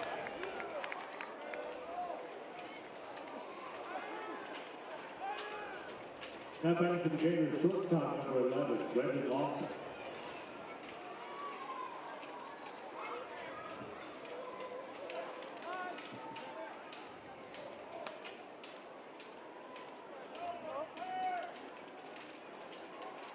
Time called because Kyle Jones has to retie his shoe down at first base. So you take the bunny around the tree. Loop, swoop, and pull. Is that what you were? Yeah, loop, swoop, pull. Our esteemed producer, Eric Posman, he was a bunny ears guy. Bunny ears guy. Hey, a lot of ways to do things. As long as it gets tied and it's tight, he's ready to. He was tying it because he expected a double. Infield fly and play. 2 down. Would have been a little too aggressive right there for Lawson. Ball's a little bit up in the zone. Opportunity to hit with men in scoring position. Expanded his zone.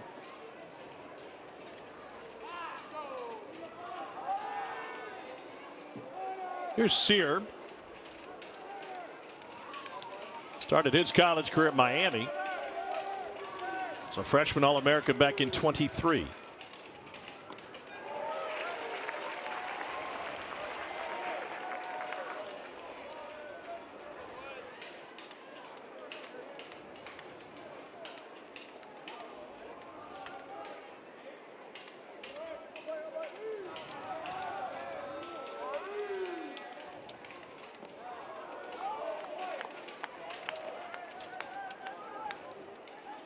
Florida lost the series to A&M last week after taking the first game. And Sear went 5 for 10 last weekend and against A&M pitching. And they've got Sear family's got all angles covered.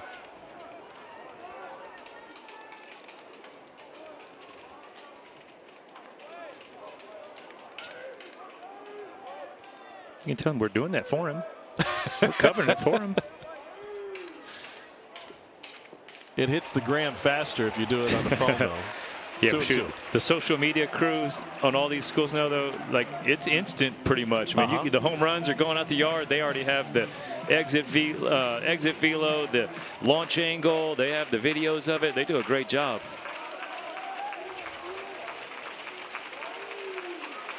Two on, two out. The 2-2 pitch from Trent Collier. And LaChance tried to frame it. Full count.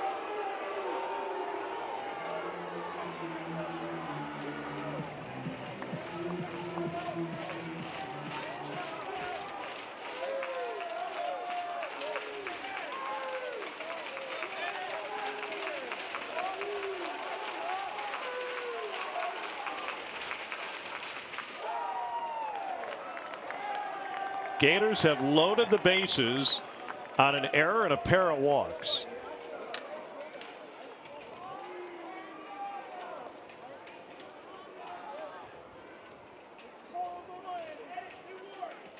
"24 pitches into the outing for Collier.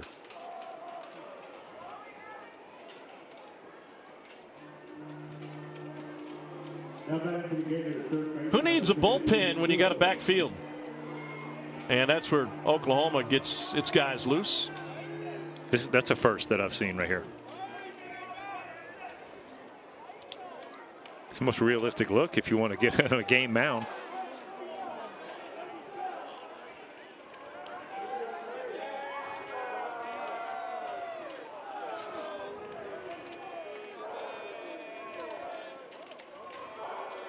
Ethan Surwick. Fooled by the off-speed pitch. Nothing in one. That was a beautiful changeup. You get a guy coming in, bases loaded, thinking he's going to see something to hit.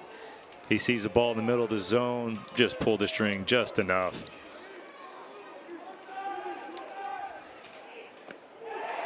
Nothing in two.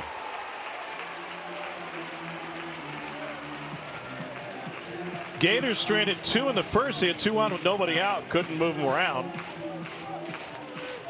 Left 1 on in the second. You're going to go back to the well the third time. Got to go a little lower, a little slower. Poked into right center field, down for a hit.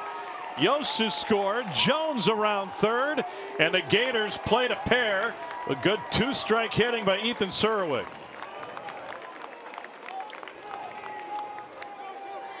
Yeah, how to coach tell you. You keep going change-ups. You got to go a little lower, a little slower. He goes to it. It's 84. It's actually a little harder. And look at where that ball is up in the zone. That's just mid-thigh.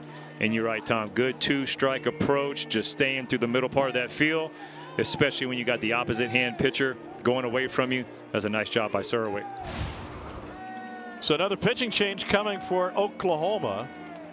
Nick Wazlowski was getting loose on the side field, and he will enter from the left field corner. He is the 3rd reliever of the game for the Sooners here in game 2 of the series.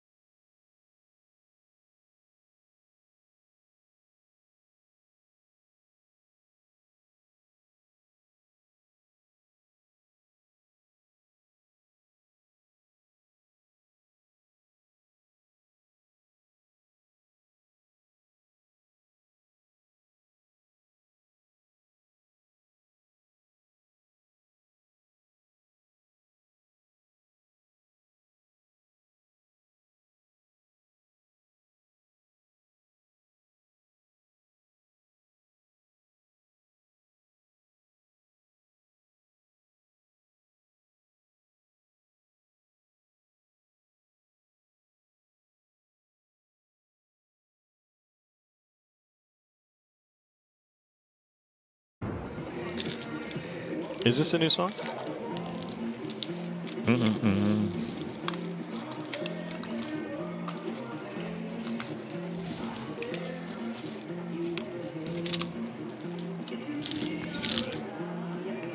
Nick Wazlowski on the mound now for Oklahoma. He is the 3rd different reliever used by the Sooners today after starter Cameron Johnson gave him just 1 inning. A 6'3" right-hander from McKinney, Texas. He's only made a few appearances in SEC play. This is just his 9th appearance overall. He has struck out a batter per inning. Yeah, another guy out of the bullpen. They just keep running guys out with high velocity arms, up to 95 with the fastball. He's got good numbers when you look at overall, right? The whip, 1-0, so only one base runner per inning, and this is what they need. Boy, they need a guy to come in and slam the door right here and give the offense a chance. Not exactly golden tempo in this one with the pitching changes for Oklahoma and the injury to Cameron Johnson.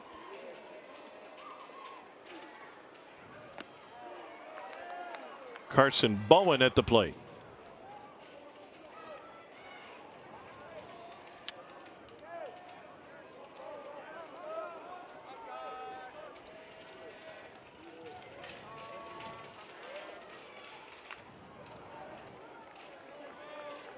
Fouls off the fastball at 94.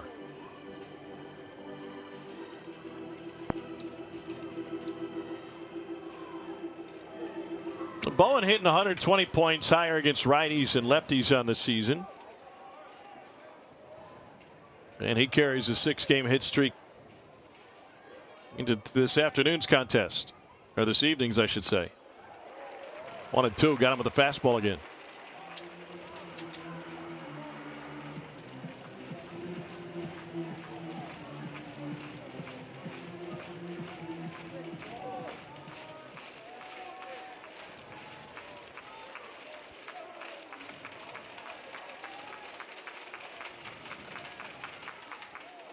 Climb the ladder on him.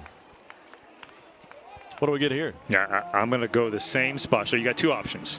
He's showing he's going to chase that. That ball is above the letters, and he was able to foul it off at 94. You can go back up there again and feel like you're not going to get hurt, or you can even go to that breaking ball down. So he's got two options, and he's in the driver's seat right here.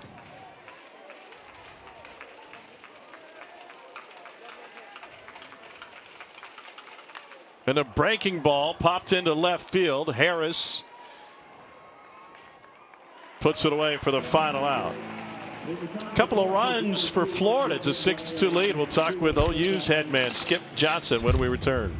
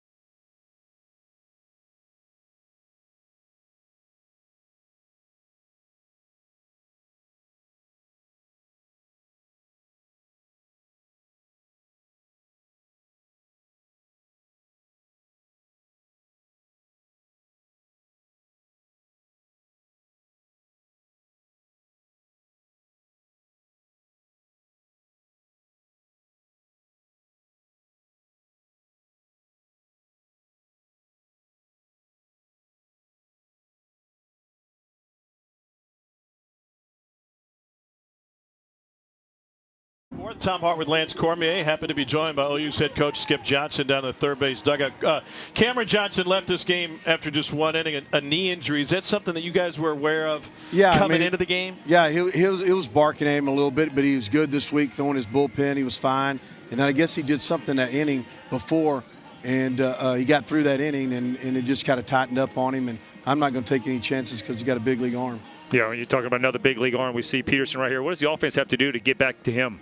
Just try to, swing at strikes and separate balls from strikes and get big hits and big moments like they have. I mean, we pitch around a guy and all of a sudden they get a big hit, that's what baseball is. It's not perfection; it's imperfection. Skip, thanks for the time. We appreciate it. Thank you, guys. Pitched around Carson Bowen before Caden McDonald made him pay with that home run in the third. And here's Deshaun Harris.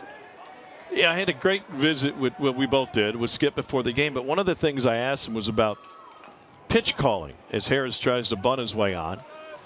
And he said, listen, here's how it breaks down with college pitchers. If you think that a college pitcher is going to take the mound and have control of, let's say he has 3 pitches, have control of all 3 pitches, you're not going to last very long in this game. You've got to figure out, work with the catcher, and find out what's working for him in that game, and then become a pitch caller based on what he's working with in that game. A little bit different than working with a big league pitcher. Right. Well, you're exactly right. And I think that's why you're starting to see more guys allow the catcher to call the game, because he's the one seeing what the pitches look like. he sees, does the fastball really getting away or is it leaking back? Well, I don't need to throw that pitch with 2 strikes to a guy that's going to square up the fastball. He sees what the breaking balls look like. So I like that. But again, it's all about execution. It's not about what pitch you call. And so you have a pitcher with confidence and really goes and attacks whatever pitch he has. That's how you're going to have the most success. And Peterson's been attacking with that fastball, sitting in the upper 90s and hitting triple digits in this one as he approaches his 70th pitch of the game. The number 69 was 100 miles an hour. He's retired 4 straight now as he deals with Deshaun Harris.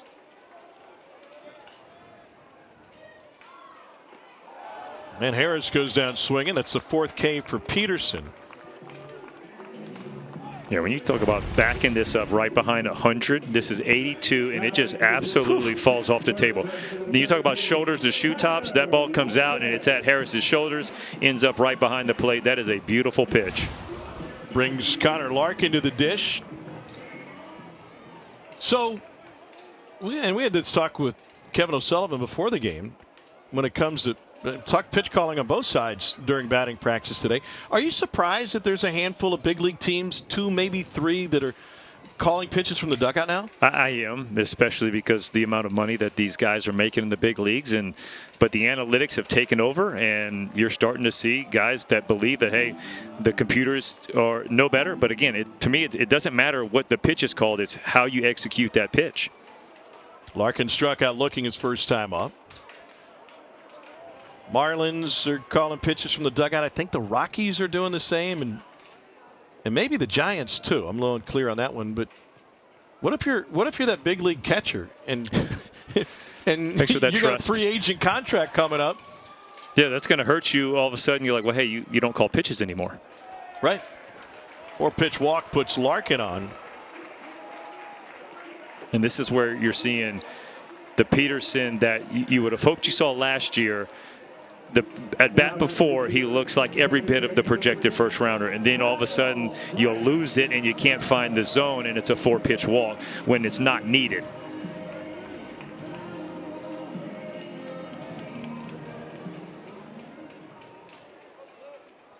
Now having to go from the stretch as Kyle Branch digs in from the right side. Shows bunt, took that one up and in.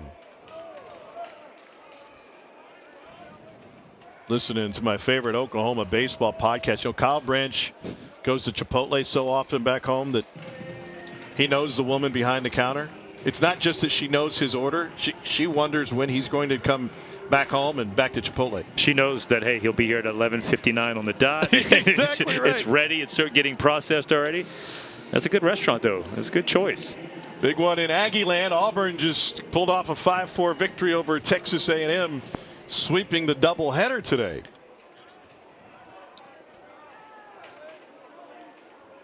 How about Butch Thompson's squad? They got a rolling now. They go to Mississippi State next week and then have Georgia at home close out the regular season.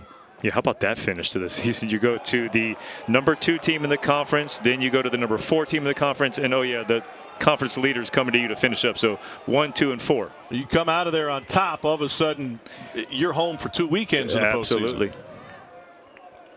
And they want to go back to it because they were a national seed last year and got to host the Super Regionals, and Coastal Carolina, as hot as can be with that lineup, that pitching staff came in and took 2 games against the Auburn Tigers, and they went to Omaha and eventually made it to the finals. So they want some revenge in that Super Regional matchup. Talking with coaches around the league. I haven't been to Plainsman Park this year. You have. I'll be there in a couple of weekends, and they rave about how that has turned into what was a nice, sleepy little ballpark to a huge home field advantage for Auburn. Yeah, it's a beautiful ballpark. They did a great job in all their renovations, and you're right. The student section is right behind the right center field wall. They put new seats behind the bullpen so they can really rag that bullpen. When it gets into the Super Regionals and Regionals, they'll put fans on top there, batting center and right field. So they already have the Green Monster, which is a cool feel. 2-1 pitch is ripped past Cervic into left field. Branch has been waiting to square some up, and his first hit of the series. Now, he's a guy that's going to stay in this lineup just for the defensive side of it. But, boy, if you can get any kind of production from Kyle Branch at the bottom of the lineup, helps bring up Walk, who has been in the leadoff spot. So this is like a second leadoff hitter as well. And that's just what he got, boy. Stung that right by Surwick. And out Jason Walk at the plate. Ballpark coming alive here in Norman. Walk perfectly places this one. Peterson with the bare hand. And the sacrifice advances both runners. Larkin to third and Branch to second. Well, I'll take this as a pitcher. I mean, you let the guy off a hook, give him a little bunt. Yeah, it's a good bunt, but look at the athleticism. Peterson, bare hands, not even a full step, fires over. That's when you can trust that is. 97 coming to home, 97 going to first. The Gator bullpen is just now starting to stir as Peterson's sitting at 79 pitches. Well, this is a way to approach. You got Camden Johnson already 2 for 2. Just kind of going, hey, how did we approach him last time? And one of them was a slider up in the zone that he just jumped out and hooked over there. But Peterson's feeling good. He just had a little smile with Landon Stripling at first base after his play. Carson Bowen, his catcher, doing a lot of chatting there. I feel like the good pitching coaches walk out there, and that should be the first person. Hey, how you feel, right, as a pitcher? But then, like, look to the catcher. Like, what is it? And, like, if the catcher, like, gives you, like, yeah, it's still good. You know, that gives you a little bit of confidence. To your point, Camden Johnson 2 for 2 in this one. How aware was Liam Peterson of how he's approached Johnson in the previous 2 at-bats? Right. Again, I don't know his approach and his plan and, you know, what kind of cerebral pitcher he is, but you know what guy has gotten you. I mean, that's always in your mind, and so he knows he's 2 for 2 off of him. That was a much better breaking ball to start that at-bat than he has tried to get to him. Remember, the first one was a ground ball up the middle that Lawson got to but then threw away to allow him an extra base. 1-1. Goes right back to it. That's what the second one looked like. It was a high breaking ball just like that. But now you sitting in that driver's seat 1-2 and an advantage count. Can trust the old number 1, or you can go breaking ball down like we saw against Harris. And the fastball poked the opposite way. It scores Larkin. Branch waved home. The throw comes all the way through. It's a 2-run single for Camden Johnson. You want Third to talk hit about, of the game. Sorry about that, Tom. You want to talk about an impressive at-bat right here. This is 100 miles an hour. He juiced up, went to it, up in the zone. Look where this ball's at. That's at the letters, and somehow he gets on top of that ball, shoots it into left field. Look at that, boy, staying through it, and he fist pumped on the way there. You talk about emotions and the OU chaos, the pressure. Kyle Branch, big slide into home.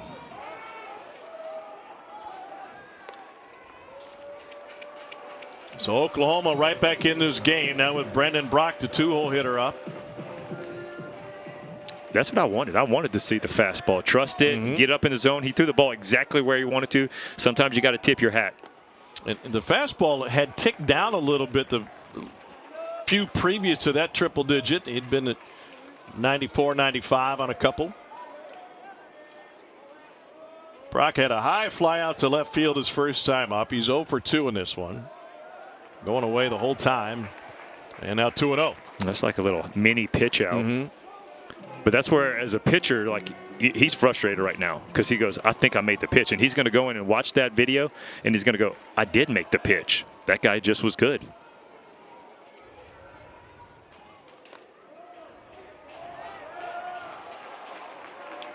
And see, not only the fact that he has the 3 hits and he just gave up the 2 runs, he also has 2 bags. So now Peterson in his head is thinking, okay, I got to be quick to the plate. Now maybe it's a little rush.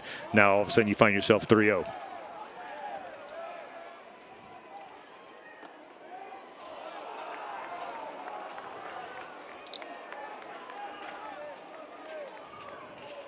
Two stolen bases for Johnson in the second.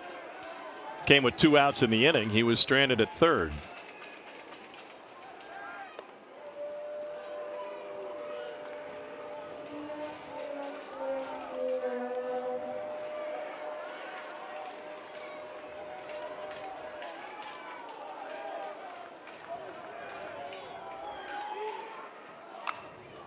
High fly right field. Yost has plenty of space, and that'll close the home half of the fourth, but not before the Sooners played a pair of their own. We've got a 2-run game through 4 innings in Norman.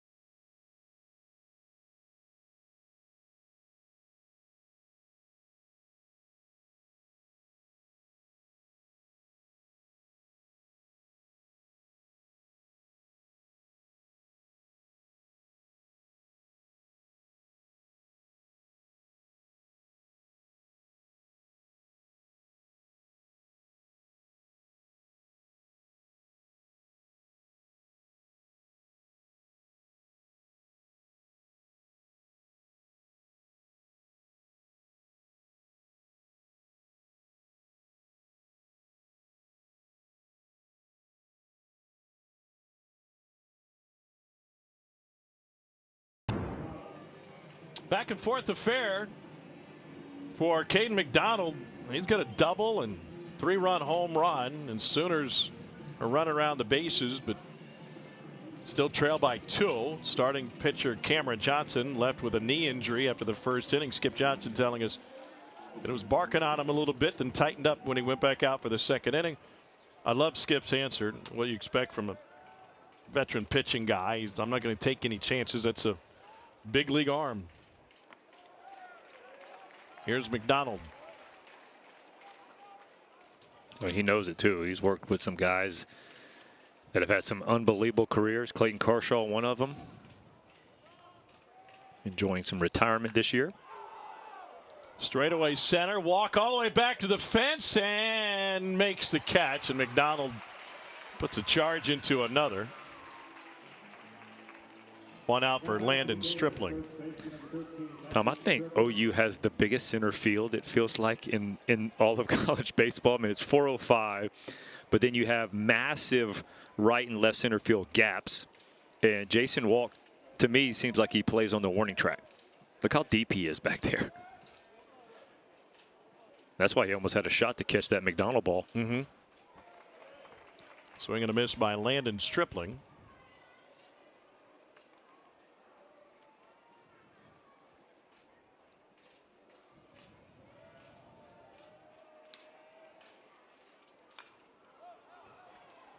Did you ever worry about defensive positioning?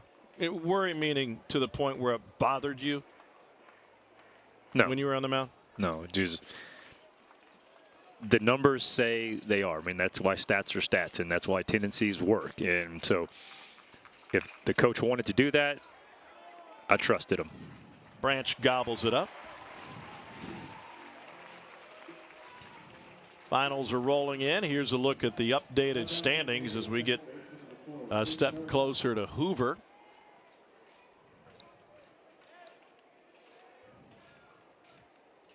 Georgia now a 2-game lead in the conference race after Auburn won the series against A&M, was still one to play tomorrow.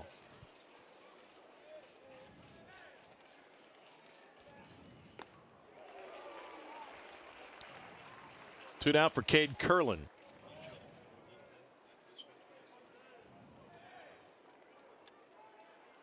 Saw Cade McDonald with a double and a 3-run home run. Then the fly out to center field, and his work not close to done because he just popped up in the Florida bullpen to get loose. Yeah, he got in trouble. If you're going to get out, you're going to have to go down to the bullpen and get loose because you might have to come into the ball game. That's McDonald on the right, number 21. And they both look like they're double barrel ready to go, getting ready. Eli Blair is the lefty.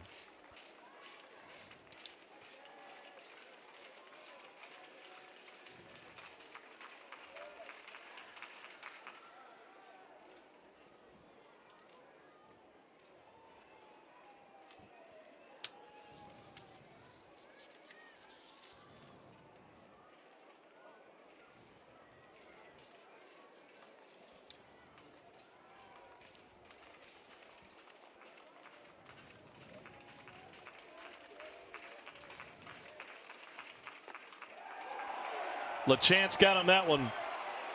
Strike three looking, a 1-2-3 frame. Worked by Weslotsky, who's retired all 4 he's faced. Bottom of the 5th. Heart of the order coming up for OU.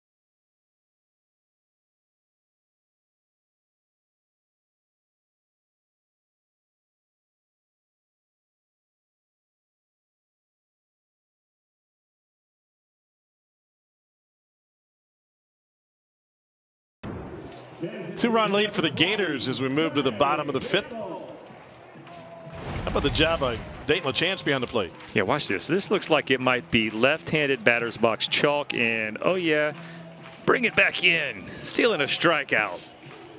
They say double play is pitcher's best friend. You got a catcher does that. I'll take that all day. You're the catcher in college baseball, right? He's one of the better ones on the defensive side of it. Here's Trey Gamble. Breaking ball almost got him in the foot.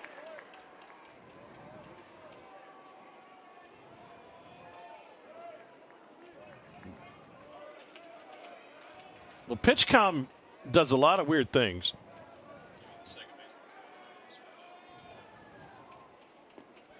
And sometimes an infielder will need another pair of shades or something thrown out to him. Between pitches just a moment ago, somebody from the Florida dugout came out and threw a PitchCom out to Cade Curlin so he could throw it in his hat. I don't know if he had forgotten it or didn't think he needed it. Shoot, nowadays it probably ran out of battery.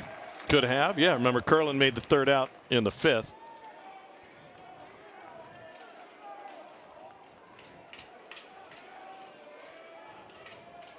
Liam Peterson's 3-0.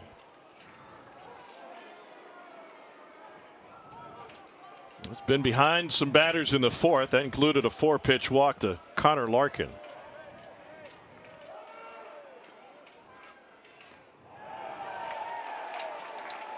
And he overcooks that one for a leadoff walk.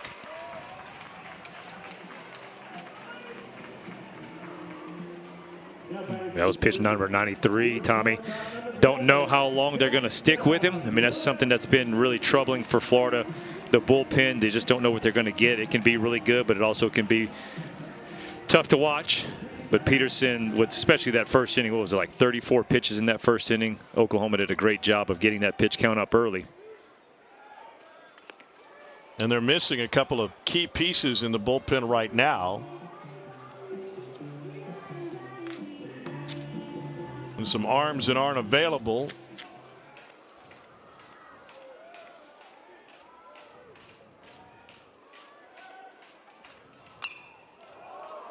Underneath it.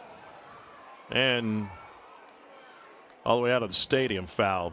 McNeely and Barbary both unavailable right now. McNeely suffered some arm soreness, and he came out and played catch during their practice on Thursday, but isn't able to go.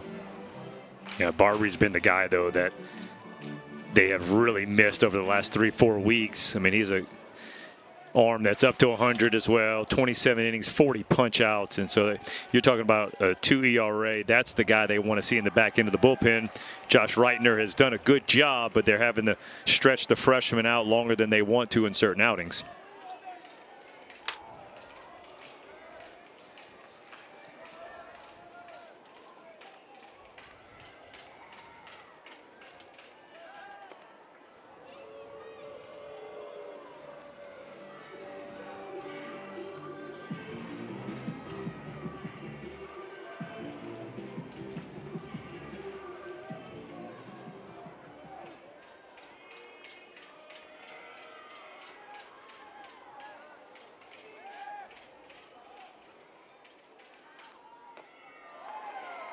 And Peterson losing some touch here late in the game.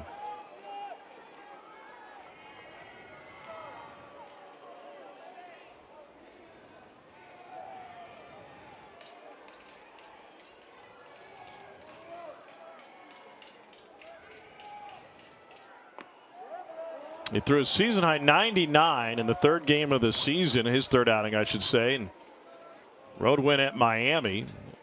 99 pitches, came over 5 2/3. The 7 innings he worked on the road at Georgia is the longest outing of the year.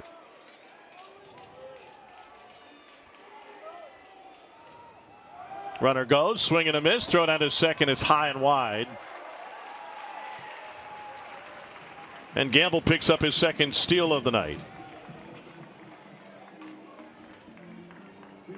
Now batting to the center. Your catcher number 48, Jake LeChamp.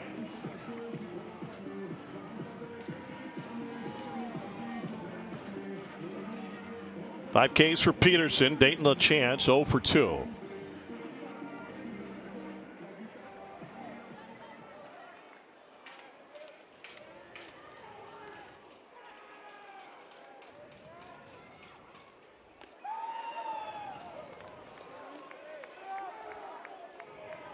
After LeChamp, it's a pair of lefties. And Florida has had a left-hander getting loose in the bullpen. And Eli Blair. 100th pitch of the night for Peterson. We'll wait.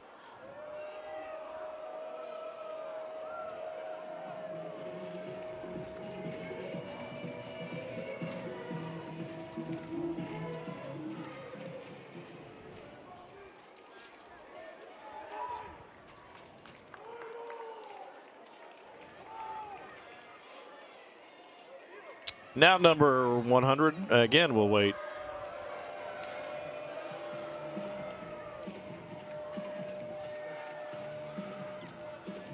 Those calls coming from Bowen? I just watched O'Sullivan in the dugout put a paper over his mouth, so I think he might be calling these.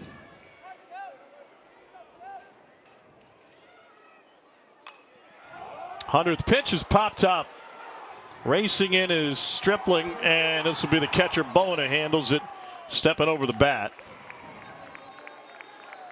2 down. Son Harris is the first of the 2 lefties. And they're going to let him face Harris. Yeah, I think the last at bat against Harris was probably his best at bat of the game, where he had the fastball up with the breaking ball right behind it and just really made Harris look silly on that curveball.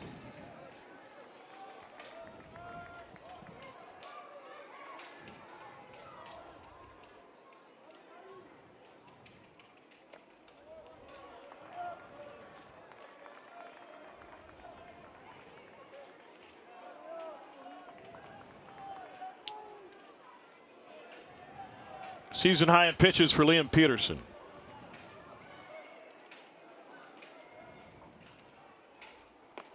Back-to-back breaking balls, both out of the zone. You know, to me, the confidence in the fastball was shook on that Camden Johnson 100-mile-an-hour fastball up in the zone, and he's like, you know, sometimes it's like, well, man, that was my best fastball. I threw where I wanted to, and the guy got me, and then it just kind of shook him a little bit because it's been a lot more breaking balls.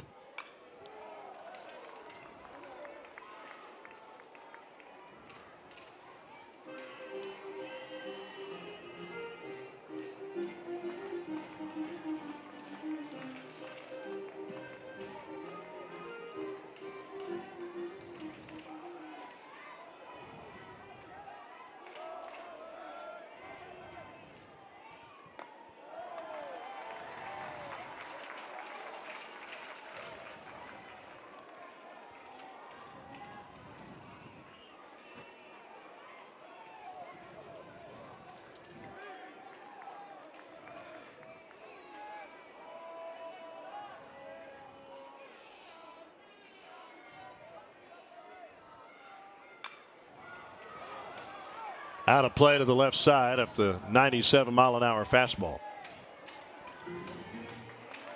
Yeah, got the makings of probably his last hitter. And if you want to get a win, if Florida were to hang on and never relinquish this lead, Peterson's got to get this out to finish the 5th inning.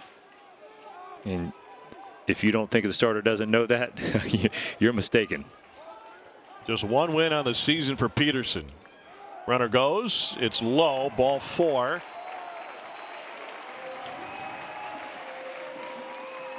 Connor Larkin is due up. He walked on 4 pitches his last time up.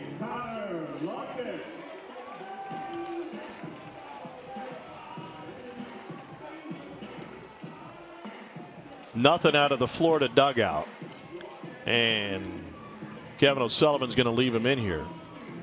You know, I wonder if full strength bullpen Kevin O'Sullivan would have already gone to it. I think he would have. I mean, because these wins are so precious. But you also got to think, too, like, hey, this is the best guy I have out there. So even if he is on pitch 106, he's still got good stuff. He's built for it. Runner goes from first, fake down there. They weren't paying any attention to Harris.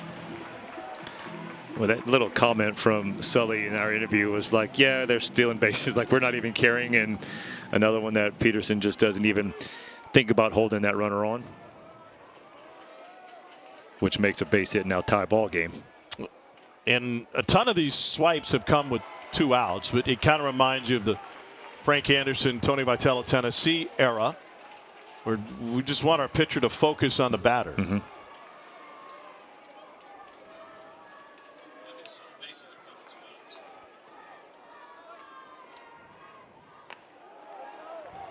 Two and one.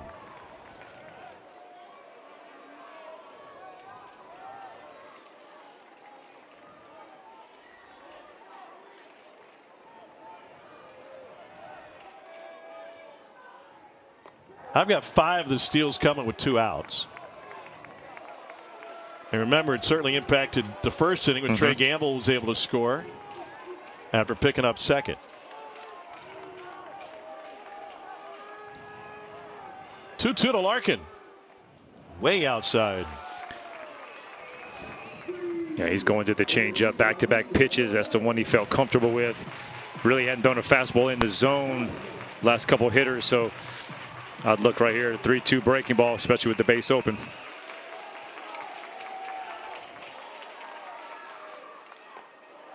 And he missed inside for ball 4. Bases are loaded for Oklahoma.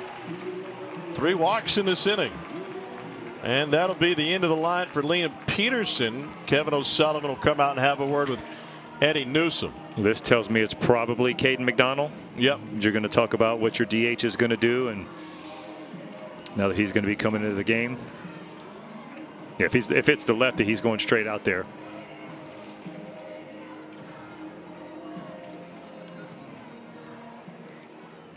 What also helps explain why he allowed Peterson to face both lefties. You're right. Even though he walked them both.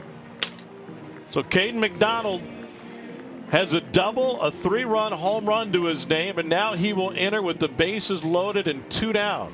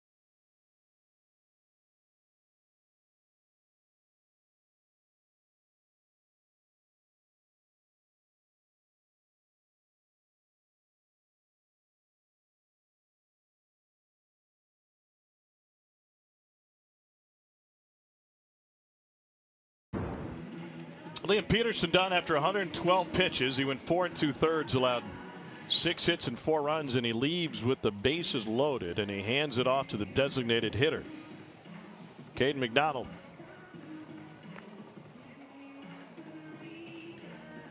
And the 6'3" sophomore coming in for his 15th appearance.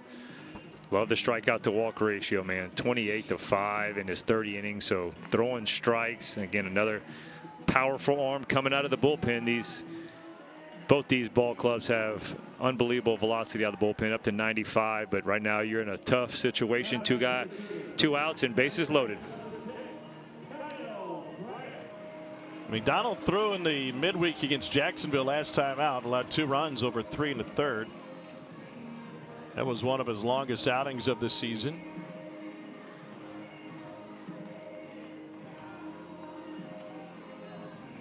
Threw 43 pitches. Took the loss in that one in the midweek. Bases juice, Kyle Branch. Branch squared one up last time at the plate, went 1 for 2. He is a guy on the season that hits a lot better with runners on. 268 with runners on, like we have now.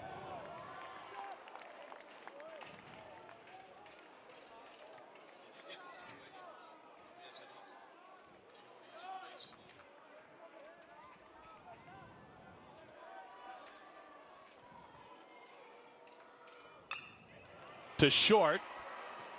Lawson goes the easy way to finish out the inning. Oklahoma loads the bases with 3 walks. They leave them loaded. Oklahoma can't take advantage. Gators escape the 5th with a 2-run lead.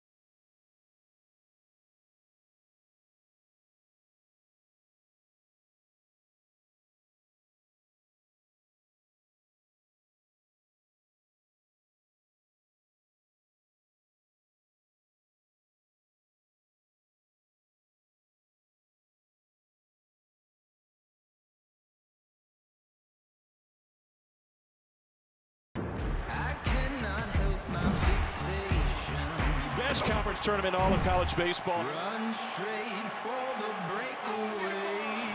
Let's get to Hoover. Well, we've had a couple thrillers. Last 2 tournament champions claimed it with just a 1-run victory. Vandy over Ole Miss 3-2 last year. Tennessee beat LSU in 24 4-3. Tennessee and Vandy have won the last 4. First pitch strike to Hayden Yost. Been in the finals the last 6, both those schools. Your research knows no limits.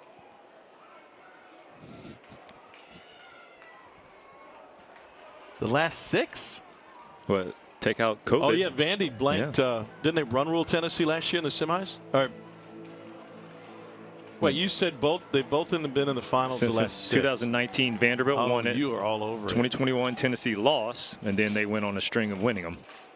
You've got all this committed to memory. I'm really impressed. 0-2 to Yost.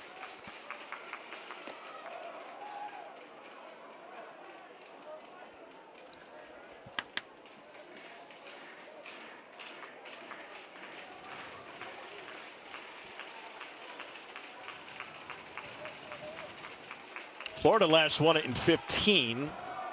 J.J. Schwartz was the MVP in 15.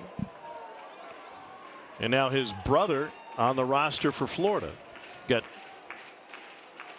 tangled in a collision last night playing third base, not available tonight.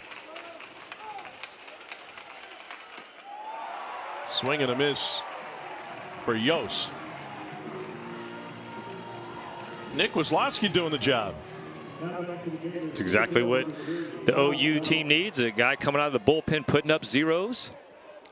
Wisloski using the changeup right there for the punch out. Got a feeling, Tom, though, that 6 runs is not going to do that. You don't think so? I don't think that's going to be the winning score. 6 runs. Isn't it wild that last night was such a pitching dominant night in the SEC, at least for those games that were played? Here's Brock. And Kyle Jones retired on just 1 pitch. And now today,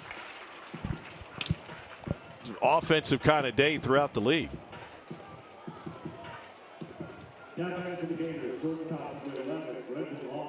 There's Brendan Lawson. Included in that pitching dominance last night, Texas pitching struck out 19 Mississippi State batters. Well, we talked about Aiden King at the beginning of the game about trying to position himself for pitch of the year. You know, he might be in a race with the sophomore sensation at Texas, Dylan Volantis. Lawson sends this one to left, and a sliding catch made by Deshaun Harris. It's our first 1-2-3 frame for an Oklahoma pitching staff. Boy, what an effort right here. Deshaun Harris right in front of his bullpen.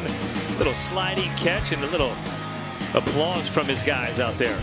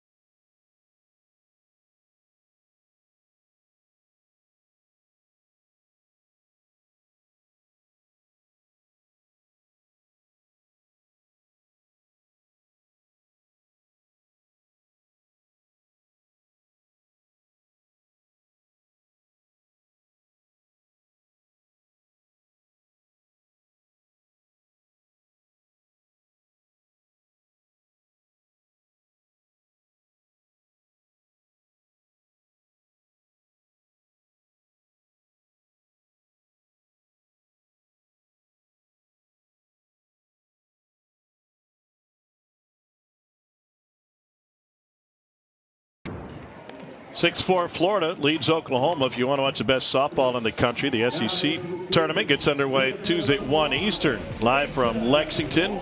SEC Now starts coverage at 12:30. All games on the ESPN app. Number 1 seed Oklahoma pulled off a sweep at A&M today. Took both games of that doubleheader. Over half of the nation's top 10 softball teams reside in the SEC. Oklahoma number 1.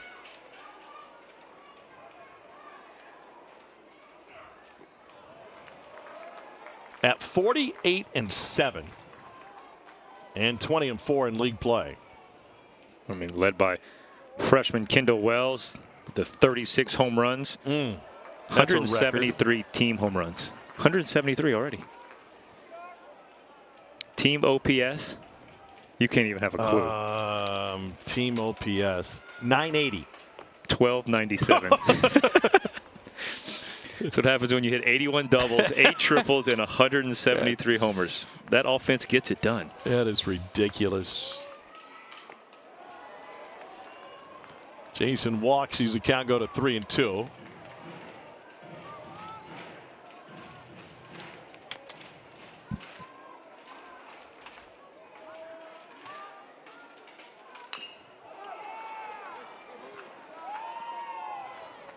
Stripling takes it himself. 1 down.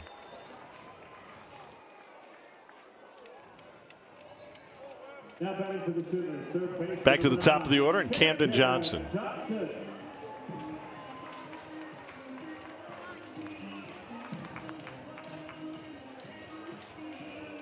3 for 3. Drove in a pair with a 2-out knock in the 4th.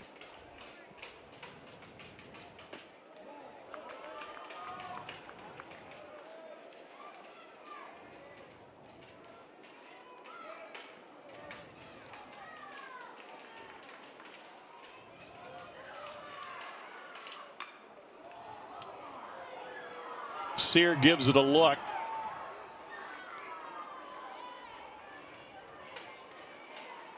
So we learned something today. Is this your second game here in this ballpark? Second. We had one last year, Yeah, and you that and one I. this year. Yep. So we're still learning the ballpark too. We learned the shifting for the home bullpen and how that works.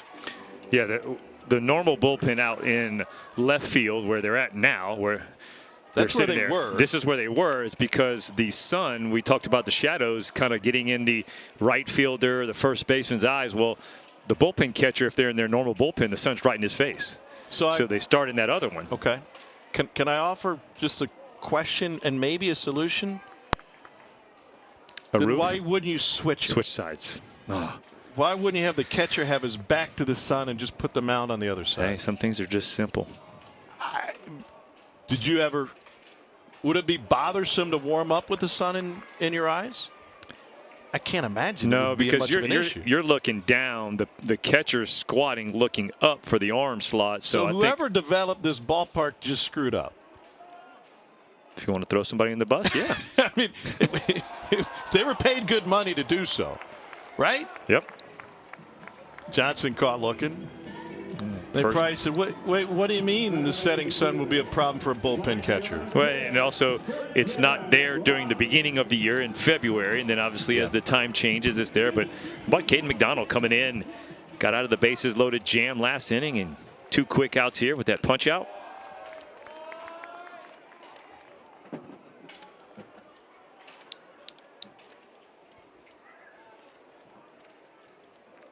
I'm waiting for a text from my ballpark architect buddy. Should be coming in. He's a huge college baseball fan, and if they did this ballpark back when that was done, It's going to be not a nice text from he'll try to explain why they did it that way. It's crazy. Like you talked about Frisco. One of these guys is from Frisco. Yep. They have the AA team. Used to be with the Rangers. I don't know who they're with. But when you go there, you'll realize the bullpens are in the middle of the stands. It's because they built the field and forgot bullpens. And you're like, did you not talk to somebody? And I think the Giants, the big league field is the same way. And like, that was the rumor. That's why they put them on the field. Let's just put them on the field. Like, well, at Frisco, they're like, let's just put them in the middle of the stands. Like, you literally go in the middle of the stands to get there. And you're like, what happened? Well, somebody forgot to. You know, at Citizens Bank Park, they have the double-decker bullpens, and it used to be that the home bullpen was on the top. And then the Phillies relievers said, we're tired of dealing with our fans. Put the visitors closer to the fans and put us lower. They made that switch. Caden McDonald will have a bat in his hand before long. He's been fantastic on the mound in relief.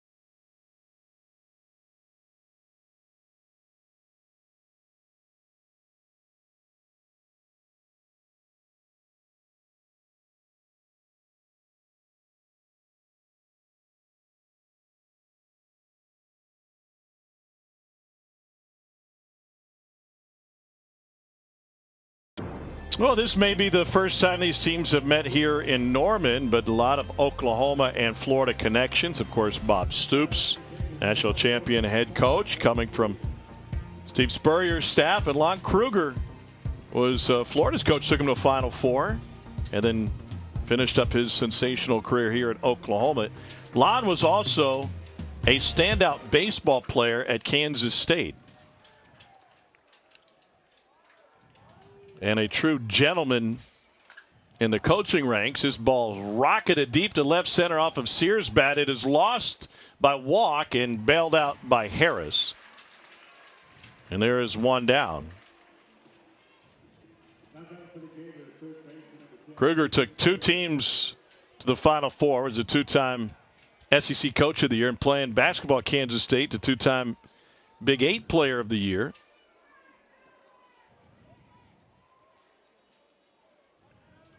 And he was also drafted by both the Astros and the Cardinals.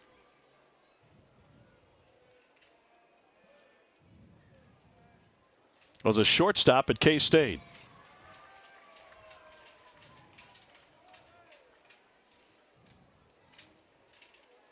Serwick is 1 for 2 with a 2-run single.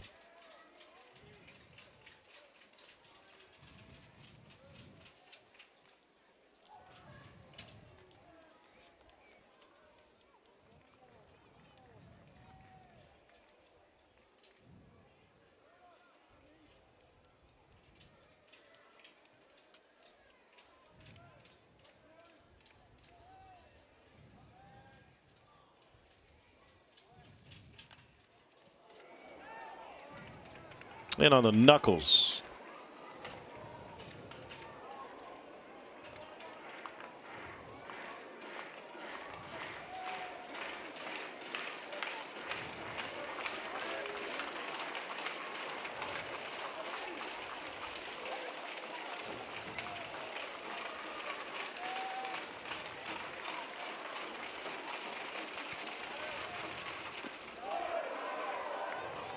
By the way, Lon Kruger was such a standout athlete that in addition being drafted by the Hawks in the '74 NBA draft, he played a season of minor league ball in the Cardinals organization, and the Cowboys invited him to training camp as a quarterback.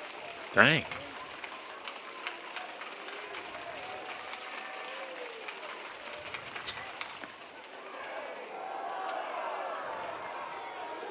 Full count.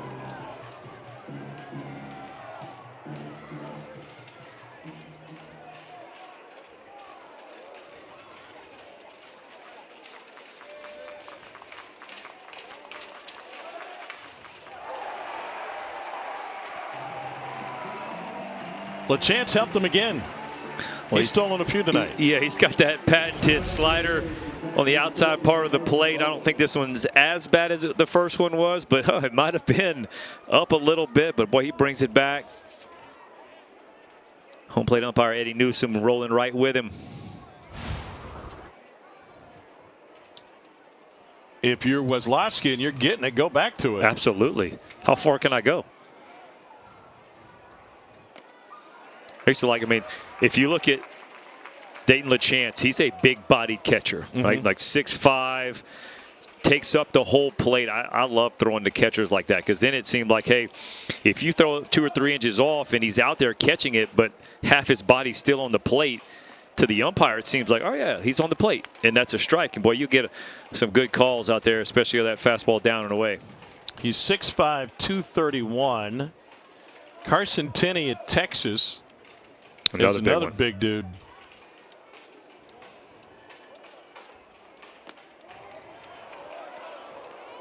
Tim Corbin was talking about Tenney, and he said it reminds me of Carlton Fisk back there. Tenney's 6'4", 240.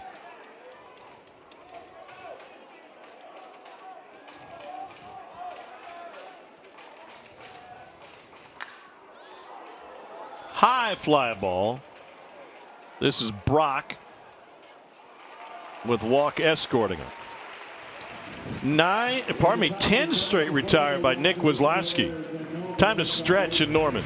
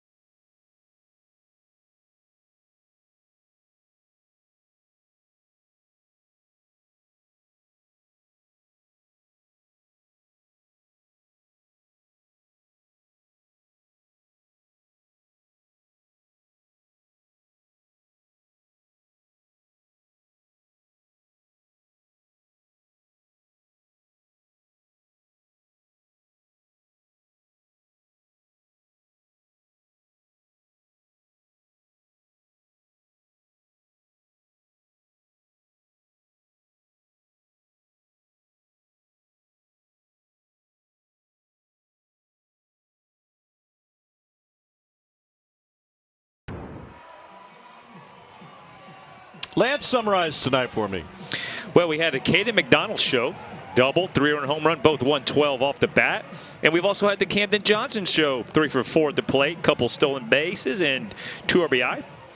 Look at the 7 bags, 101 this season. Number 2 in the SEC, chasing Kentucky. The Sooners are just running it wild.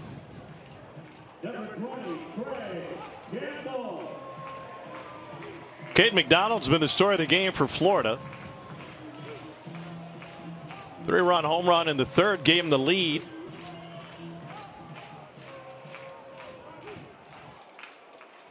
And he has a couple of Ks in an inning and a third on the mound.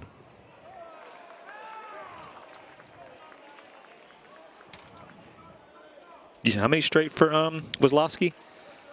10. 10 straight. McDonald's coming in, putting up zeros. These bullpens basically changed the mindset of the game, attacking these hitters.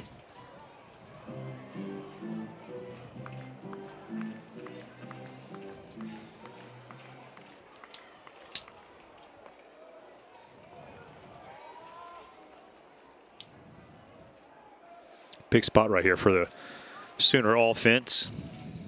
2, 3, 4, or 3, 4, 5. And this one's ridden into center field and tracked down by Kyle Jones.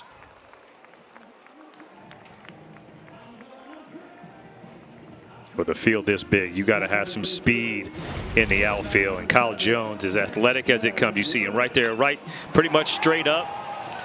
That ball's fading away from him. Look how he closes on that. Sometimes those guys make that play look a lot easier than it is, because that ball's going out there deep into the gap into left center field, and he's straight up, so that's a long way to run.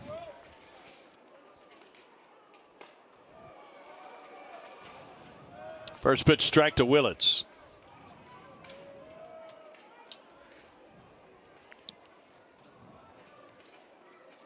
Doubled home a pair in the first.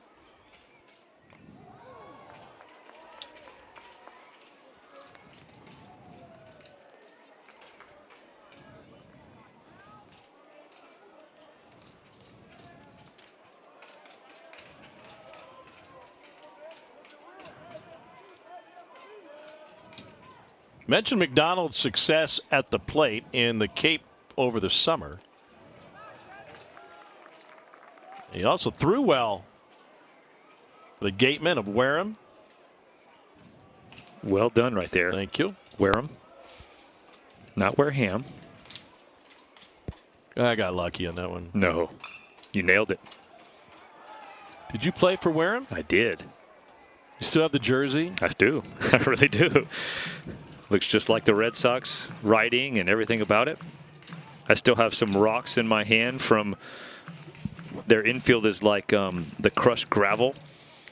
Remember crushed shell. Yeah, remember Brian Roberts? Yeah. His dad, Mike Roberts, was our coach, and first day on the Cape, and he had all the pitchers. Beautiful changeup right there by McDonald. Had all the pitchers practicing diving back to first, and we're like, we don't run the bases in the Cape Cod League. What are we doing? He said, you have to know it. Again, when you start attacking the zone, you're in the strike zone, you get hitters that have to be aggressive, and then you can just expand, pull in the string, and that's what McDonald does. And we all look up and be like, you're diving back, and there's just little pebbles of rock stuck in your hand. Going, this is not fun. This is not what we signed up for. Was he coaching at NC State at the time? No, he was at North Carolina, and then he was, I guess, relieved of his duties, and that's when Brian transferred to South Carolina.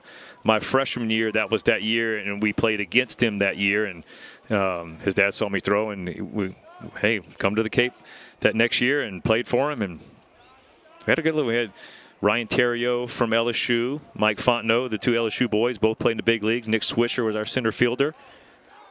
Kevin Howard was the freshman of the year from Miami that year. He was our third baseman.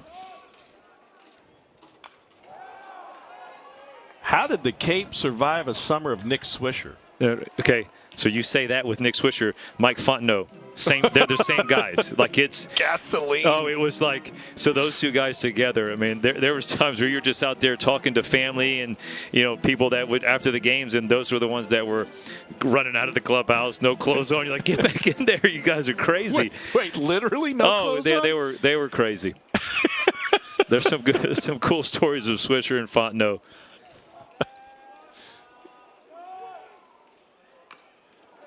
LaChance fouls it off. You just kind of jump to streaking. Oh, 100%.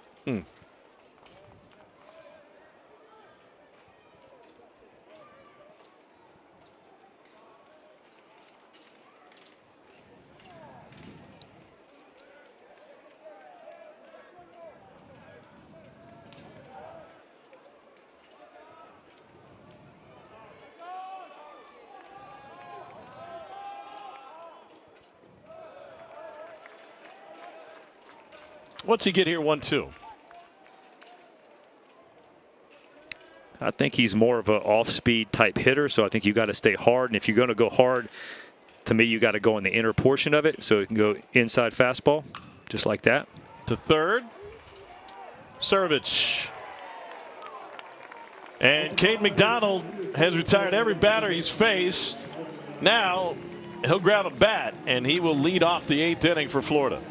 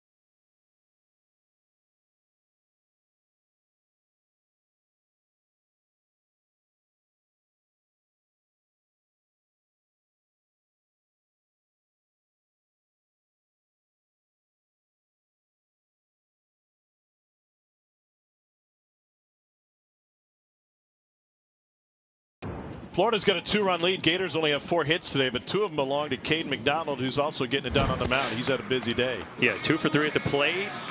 None bigger than this 3-run blast right here, dead center field. 405 to dead center. That's a big park right there. Then, coming in, he came in bases loaded, got the out, and is going 2 more scoreless for 2 1/3, 3 punch outs. Have a day, Cade McDonald. Very rare do you see that right there. Double pitching numbers, hitting numbers, and dominating on both. Meanwhile, Nick Weslavsky has been quietly effective out of the Oklahoma bullpen after they struggled to find good relief behind Cameron Johnson.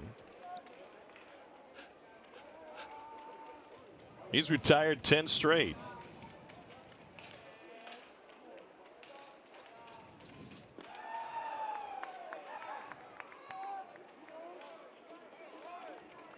All he's done is come in and just put up 0 after 0.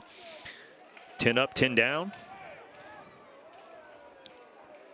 Biggest thing, you see that 0 walk, so pounding the strike zone as I talk him into a 3-0 count.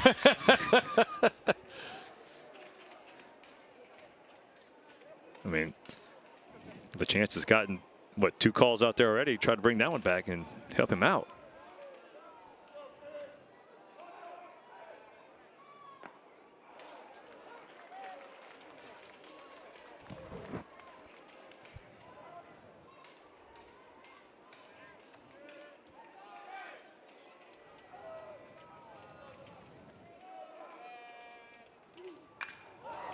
Struck right center field and deep and gone.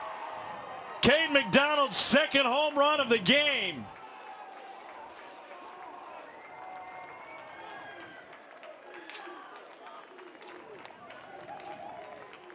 He has 3 extra base hits. He's driven in 4. That one came off the bat at 115 miles an hour.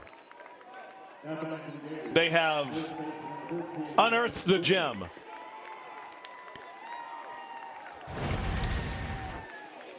Well, how about this, Tommy? Just opposite field, 410 feet.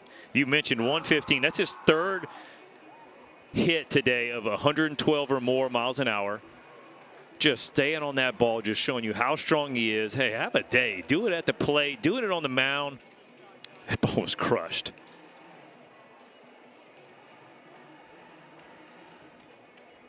They put a bat in Cade McDonald's hands. He was in batting practice the next day, and it has not slowed down.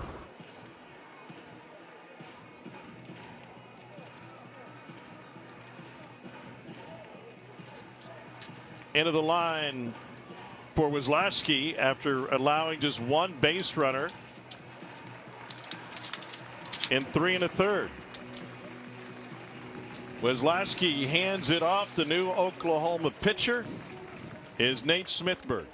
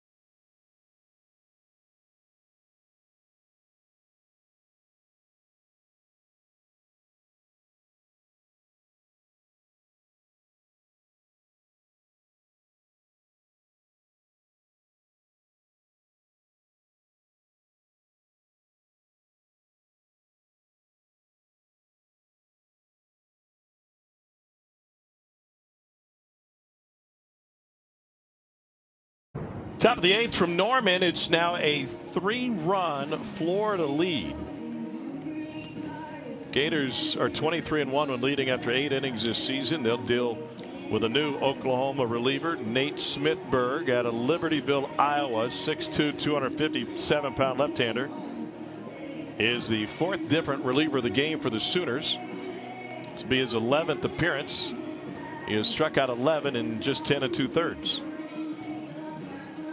Yeah, 4-pitch mix with the slider, the cutter. Basically look the same, a little bit harder on the cutter. Fastball is up to 93, but right now you got one job. It's to put up zeros the rest. Don't allow any more runs. Allow the offense to fight back.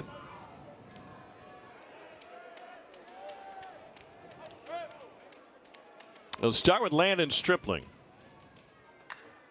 And Stripling shoots one to left. Turned him around, and Harris can't find it. Stripling strides into second.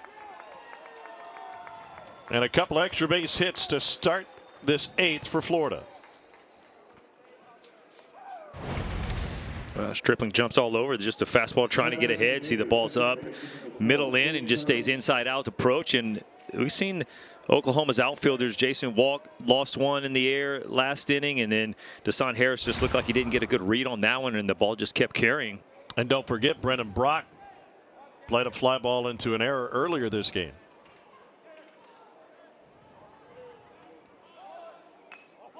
And they get the bunt down from Curlin. Moving Stripling to third. Boy, Tom, this is a good bunt right here. He stays in that box. That ball's coming right in on his hands. A lot of times you'll see hitters just get out of the way of that. Sacrifice, gave himself up. And now the infield in for Oklahoma with Hayden Yost at the plate.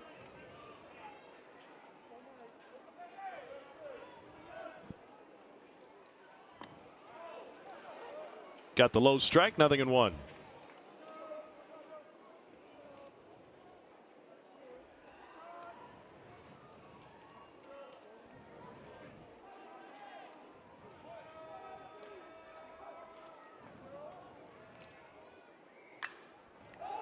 golfed into center. Walk started back. Now he's got to race in and leaves his feet but can't find it. Run scores. Ball played into a late jump by Jason Walk.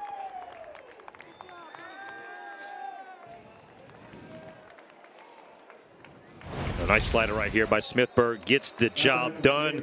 You get the fly ball. You're thinking it's not going to be deep enough, but you said, like you said, Tommy, he backs up first step and he has to come in. Coach O'Sullivan talked about it today. He said, man, he plays the deepest center field I think I've ever seen. And right here, this hurts him because he has to come a long way, not able to make the play. Florida picks up another insurance run, 8-4 Gators. Kyle Jones smokes one up the middle.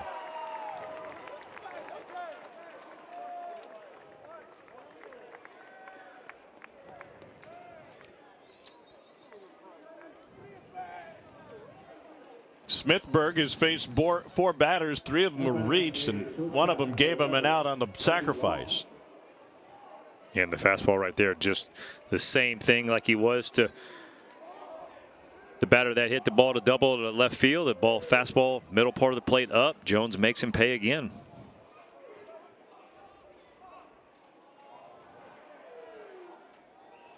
Here's Lawson.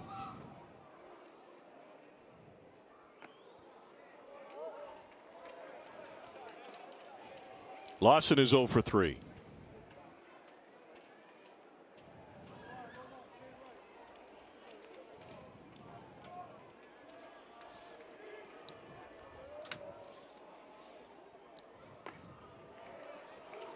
And Smithburg ahead in the count, 0-2. He's from Libertyville, Iowa. Population less than 300. Played his junior college ball in Ottumwa, Iowa, before going to Oklahoma. Didn't appear in a game last year. Defensive swing, fouls it off. You could see how he'd be tough on lefties, just how he drops down just a little bit. The slider came all the way across the plate, so as a left-handed hitter, that ball looks like it's coming at your hip, and then it ends up on the other side of the plate.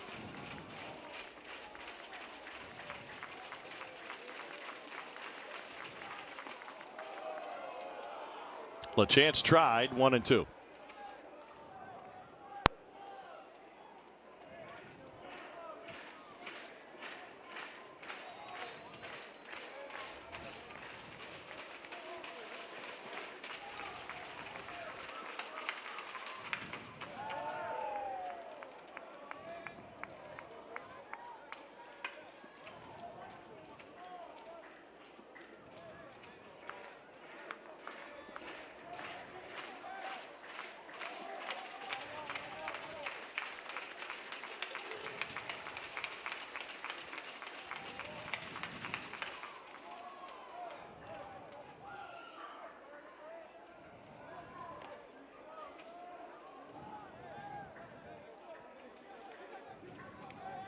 Only one other SEC game in progress. LSU leads South Carolina 6-1 in the 8th inning at the box. LSU trying to win that series with the victory tonight after they took game 1 6-1. They got rained out last night. Front door breaking ball for strike 3, 2 down.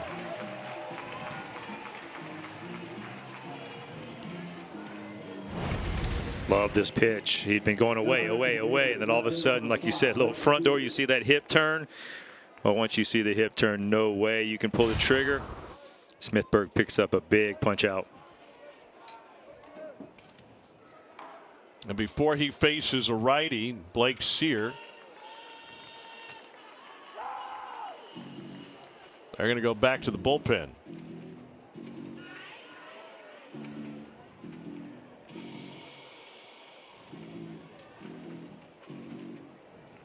Mason Bixby will enter for OU. Give you his background and numbers when we return.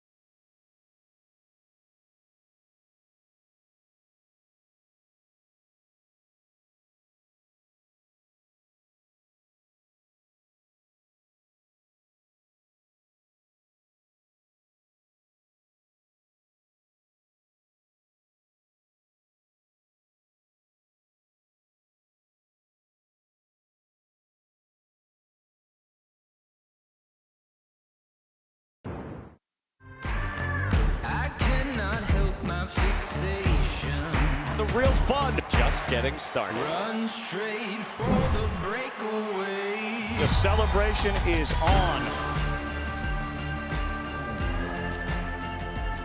Well, another pitcher for Oklahoma. There's 6 different pitcher of the game. It's the 8th inning, and this necessitated by an aborted outing from starter Cameron Johnson, who gave him just 1 inning to begin this game and 19 pitches. So they turned it over to TCU transfer Mason Bixby. 6'7", 239, 2-0 with a 5.87 ERA. There's Cameron, who's bothered by knee injury. Skip Johnson telling us earlier in this game and start barking on him. Not going to take any chances, so he left after a couple of warm-up pitches before the first. Pardon me, before the second. Blake Sears looking for his first hit of the game. And first pitch fastball at 96.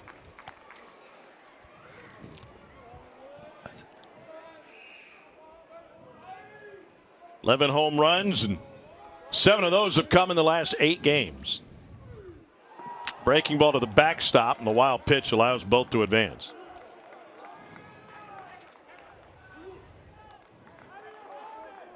You know, not something you wanted to do right there for Bixby. Coming in, you know, wanting to pound the strike zone, but with that wild pitch, move guys, yes, you have a base open, and so with Florida's hottest hitter, Blake Sear, be smart right here.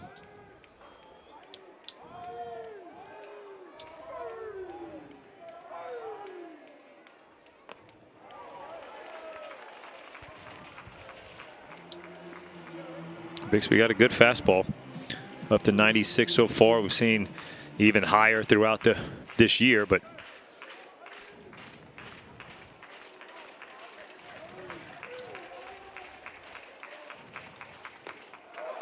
got him looking. 97. That closes the 8th, but not before Caden McDonald. Pitcher, hitter, dude. yeah, absolutely. How about thinking player of the game? What are we talking about, right? 2 homers on the mound, putting up zeros. Player of the He's week. back out there.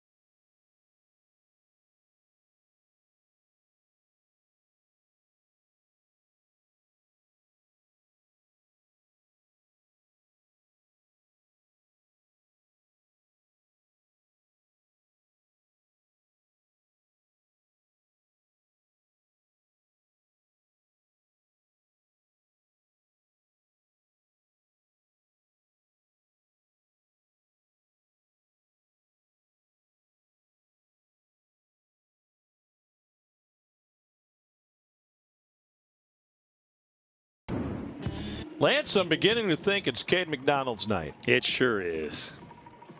He's got the ball on the mound right here, but guess what? This is how it all started for his day. Actually had a double right before this, but this is a big 3-run home run, dead center, and he got the Gator dugout fired up. Comes in a big situation with bases loaded, gets the ground ball, and not just a ground ball pitcher. We got some punch outs in there. Fastballs up, change ups away, and then, oh yeah. Still got this in the book. 115 oppo. Letting the bullpen know. A little love for him.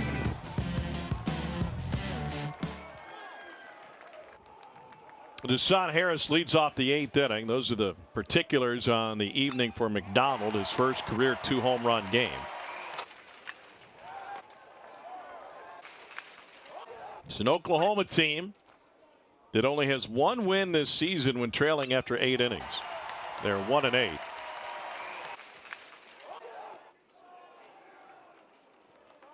Now 1-2.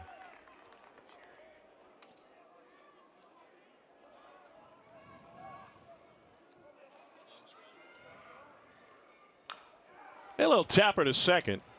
Curlin had to hurry it. Good hustle by Harris. Now back to the Sooners. First baseman number 13, Connor Larkin. Here's Connor Larkin. It's the last time you heard Milli Vanilli. The first time he came up. But you're right. It's been a while. A little Blame It on the Rain. That's his come out song. How about that? Do you think he even knows who that is? I'd like to know the background on that song choice. Guaranteed on every ballpark's rain delay playlist. Without a doubt.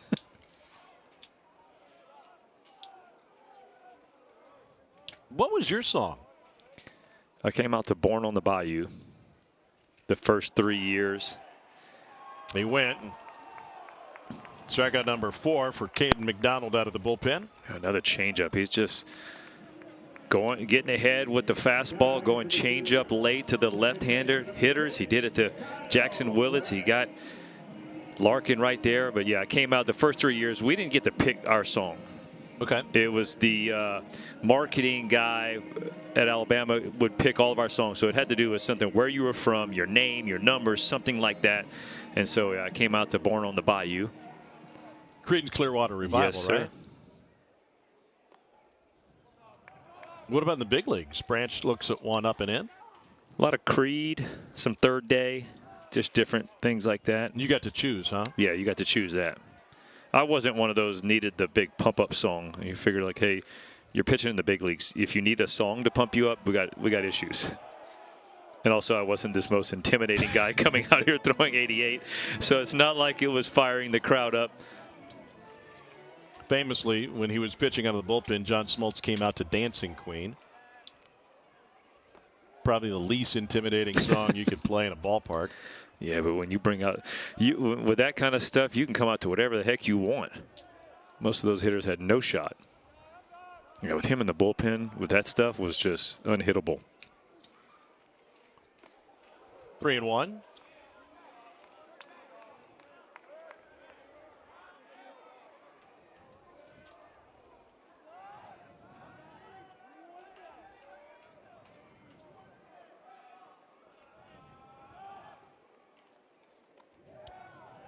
That's a strike. I'll have to pick the bat back up. When I worked in the minors, it became a little bit cumbersome when guys would show up with a different CD every day. They wanted to change their song on a regular basis. It was fairly time consuming. So we had to make up a new rule. If you're hitting over 300, bring us any song you want.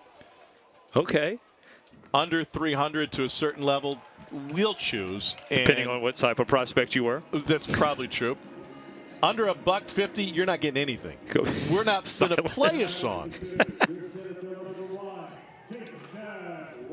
To outwalk to Branch, and he's the first base runner allowed by McDonald out of the pen. 9-hole hitter Jason Walk. 0 for 2 tonight. Where's the minor league park that they do? They do it's like a quiet game. They don't play anything. No fans. No nothing. Have you seen that? No. I don't know if it's a yearly thing, but I've seen it where they have had no fans, and then there's no PA. Just quiet. I've seen game. the small college basketball team that has silent night where they don't make any noise until a certain point in the game. It might be when their team scores their first bucket or scores their 10th point. And it's like a Division III game. And they're playing the entire game, entire beginning of the game in silence until they hit that bucket and they go nuts. 2-1 now to Jason Walk from Cade McDonald, who is, with his performance tonight, picked up a new nickname. McTawny. Hey, you like it? Anytime you can somebody compares you to Shohei Ohtani, it's going to be good. It doesn't matter if it has a good ring to it, but I like McTawny. The numbers he's putting up on the mound this year is unbelievable.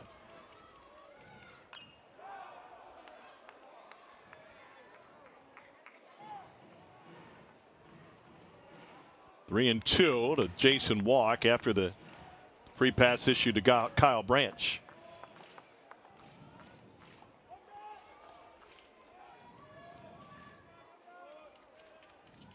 Runner moves and a little dribbler up the third base line. Tough play and nothing doing. They got him hung up at second, but nobody behind him. And a swinging bunt for Jason Walk is the first hit allowed by McDonald tonight.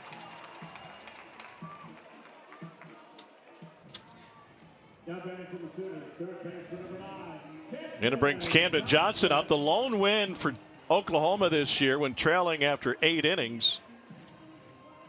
Came against Arizona State back in February on the 25th. They were down 1 headed to the 9th. They won that game 4-2.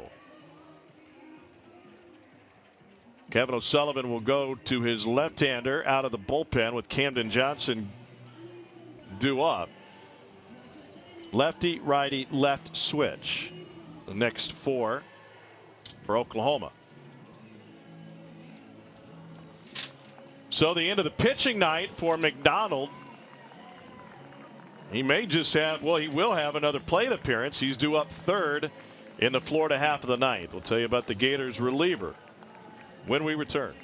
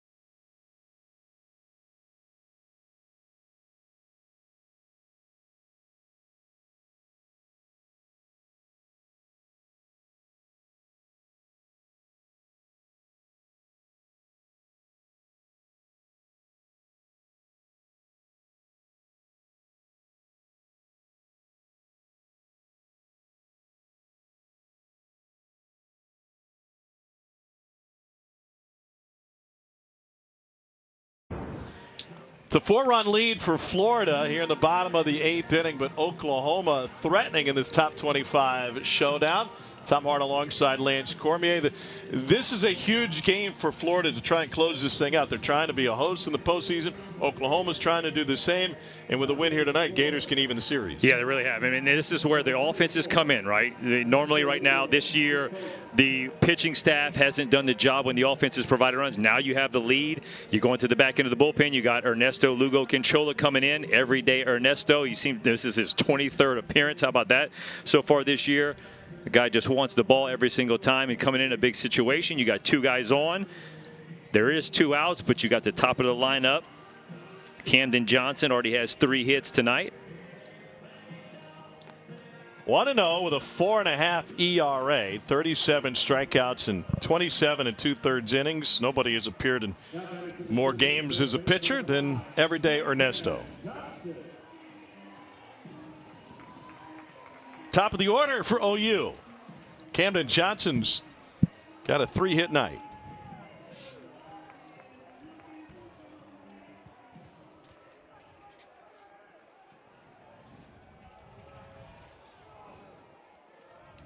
Two on and 2 out.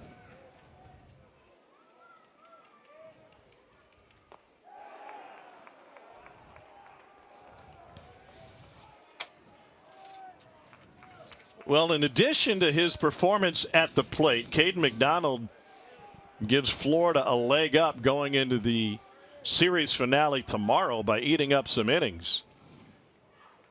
Oh, and he hit him. And the base is loaded for Oklahoma here in the 8th.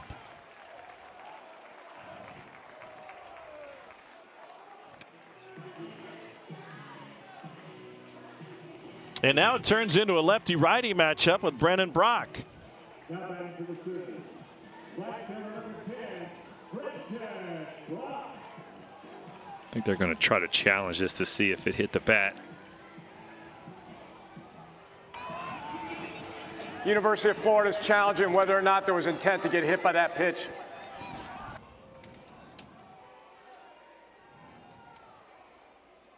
Okay, so they said intent, not necessarily did it hit him. It was a matter, did he lean into it?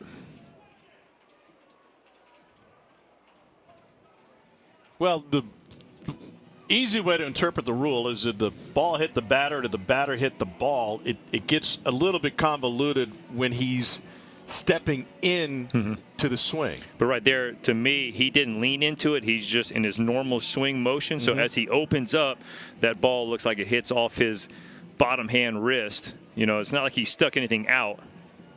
That's just his normal swing.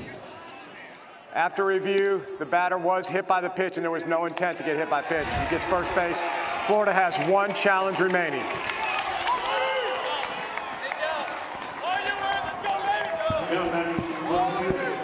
So the tying run comes to the plate with 2 out in the 8th.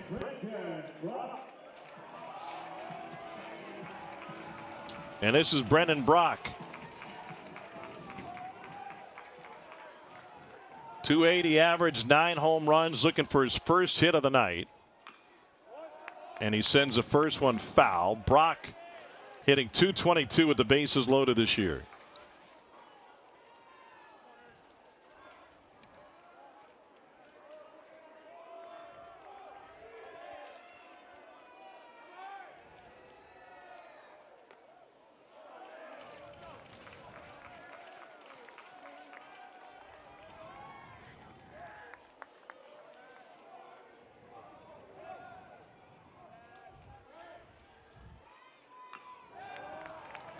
And now 2 strikes on him.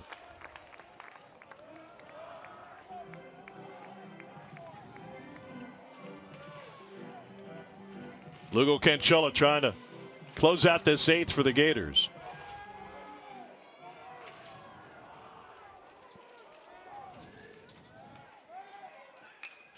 Pulled to third, smothered stop, and the throw across is in time.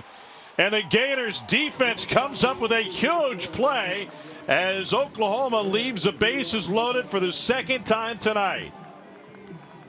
Caden McDonald all over Ernesto. It's a 4-run Gators lead.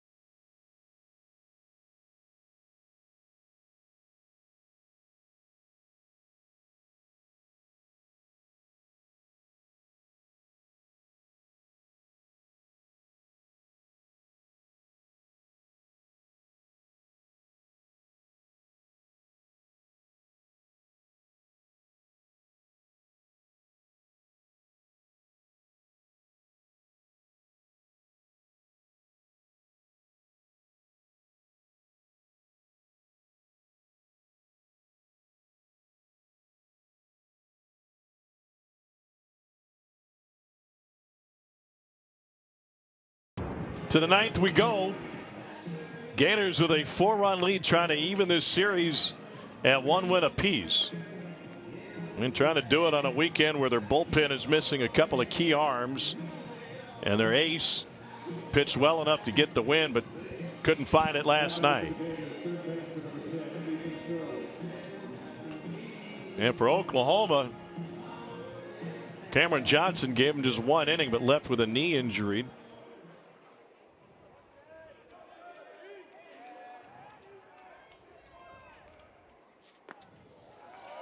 And swing and a miss to start this plate appearance.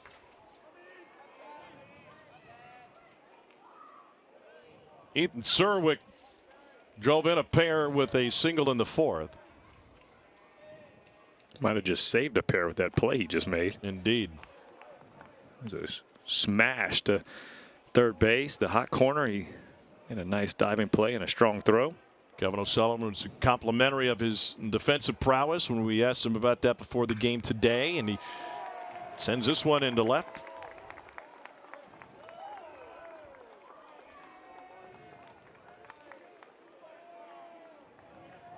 Leadoff man on for the fourth time for Florida in this one. Two of the previous three came around to score. This is Carson Bowen.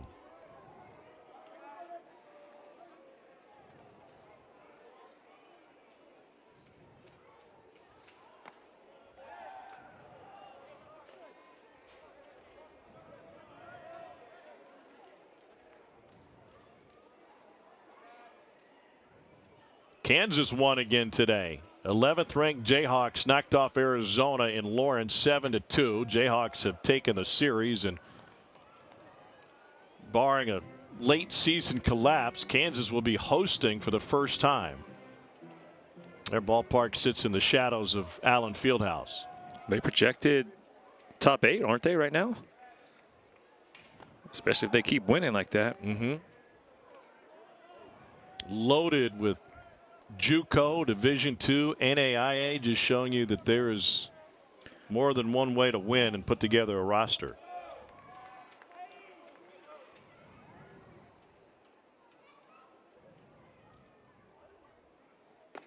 On the banks of the Red Cedar today, UCLA just snuck by Michigan State 4-3 and got the win in East Lansing to take the series. They're the projected #1 overall seed. Georgia Tech playing Xavier at home got a win today. And there's Kansas sitting there at #7.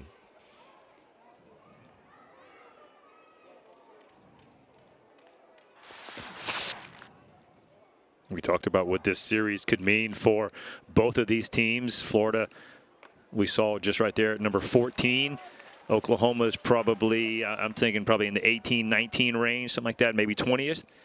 So a win here and continue to win the rest of the season, they could flip-flop.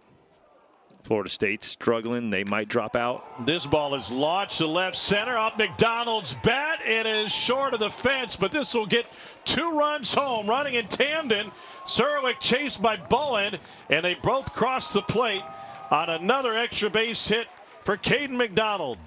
That is his 4th extra base hit of the game.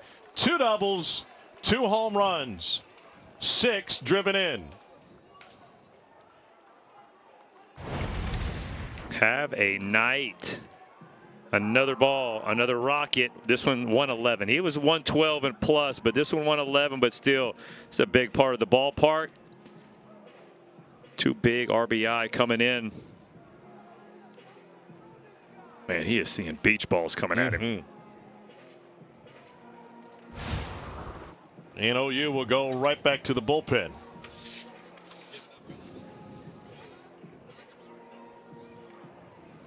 Gators up 10-4. Tell you about the new guy in a moment.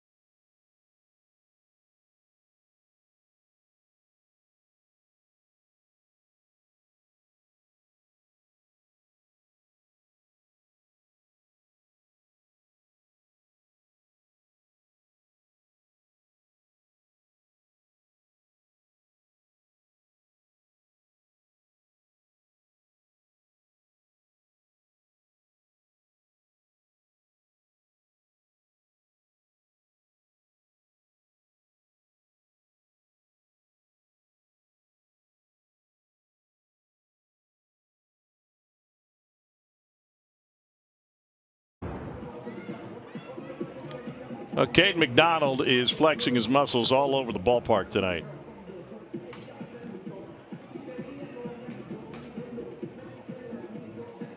Got a career high 6 ribbies.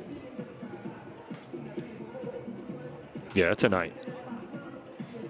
You're going to sleep good after that performance.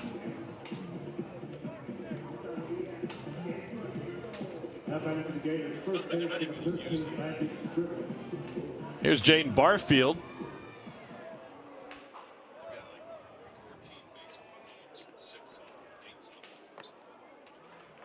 In for a strike.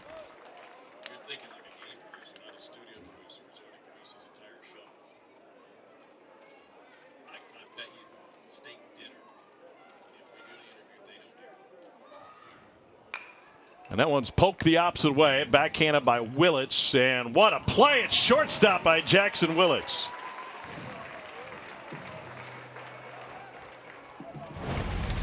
Barfield coming in, getting the ground ball right here. Willits with the backhand, a little jump throw. Love the pick up too. Nice job off the turf.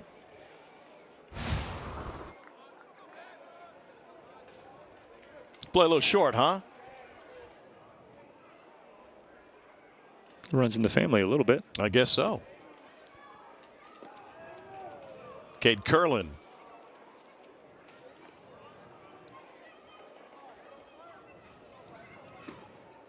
Well, they'd love to get this back going, wouldn't they?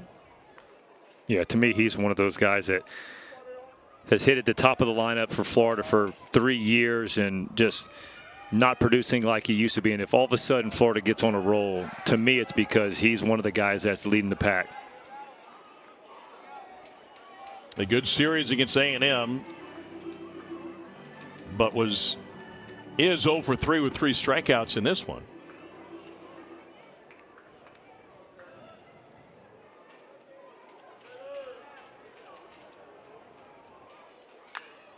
And Curlin sends it to center. Walk. Reaches it for out number 2. McDonald tags and heads to third and overslid the bag. That's happened a lot for the Florida Gators, just playing on turf, not used to the slides. You Versus can see their the natural surface at right. home. So at home they slide and you don't slide as far on the dirt. And so here when it's the turf, you have to start your slide a little bit earlier and hang on tight for that bag as you pass it. 2 down, Hayden Yost.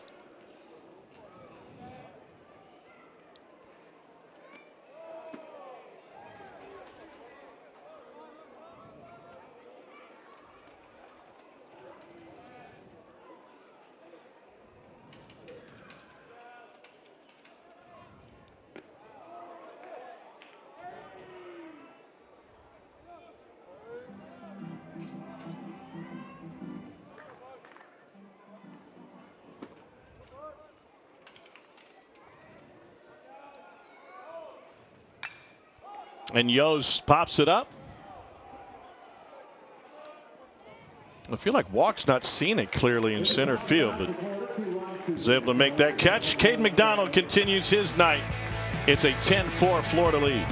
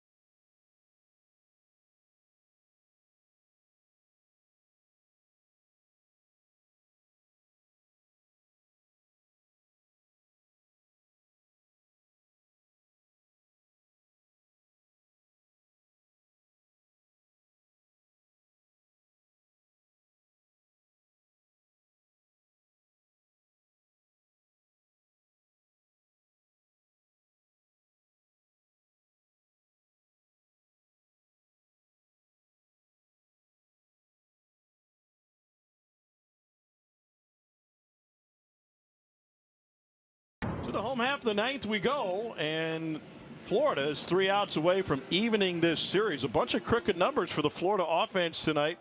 Lance, a team that came in 12th in the league in average and 11th in the league in home runs.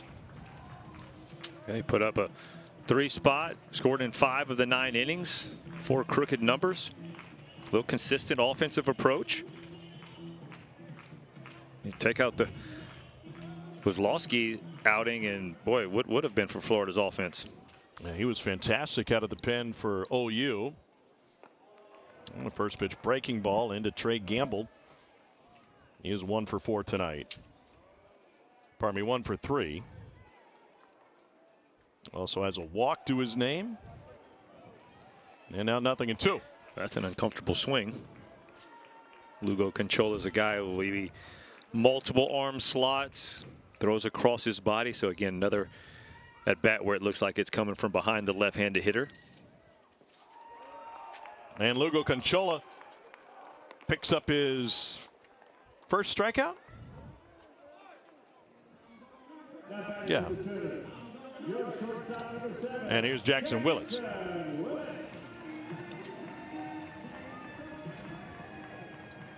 Willits drove in a pair in the first inning, made a fantastic defensive play in the top of the ninth.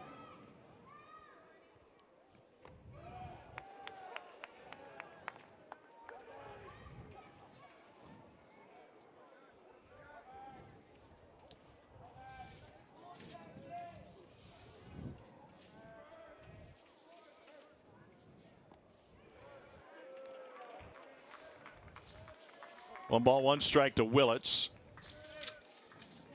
Ground out in the third, a strikeout in the fifth, and a strikeout in the seventh.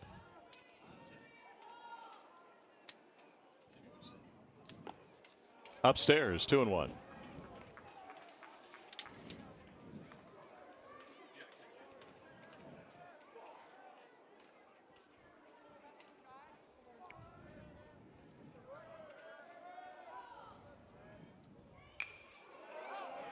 Ridden foul, and out of play, 2-2.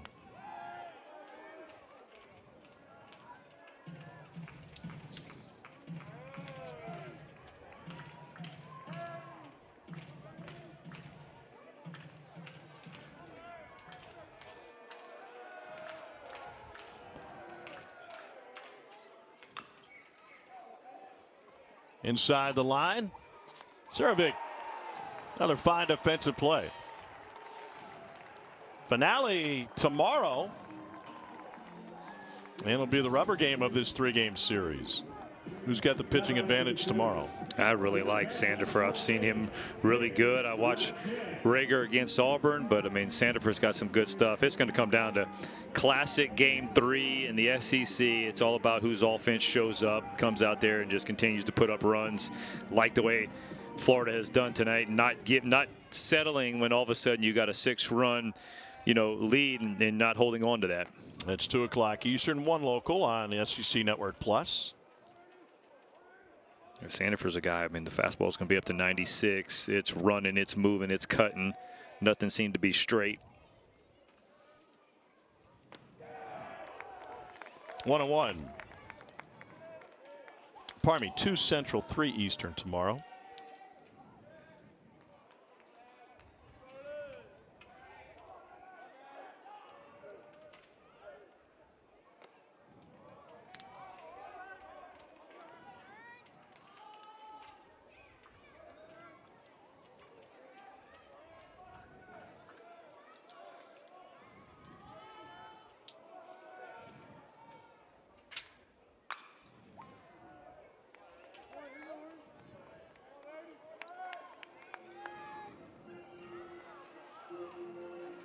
Think Caden McDonald moves up in the batting order? I think he does. He just moved up in that bullpen rotation as well. But sometimes, like, moving him up in the batting order, then all of a sudden he thinks he's got to do more and pressures himself and everything. So sometimes just letting him stay where he's at, it's a good spot. 2-2, up and away. Well, it also sends a message to those other guys in the bullpen that you're competing for innings with. That's right.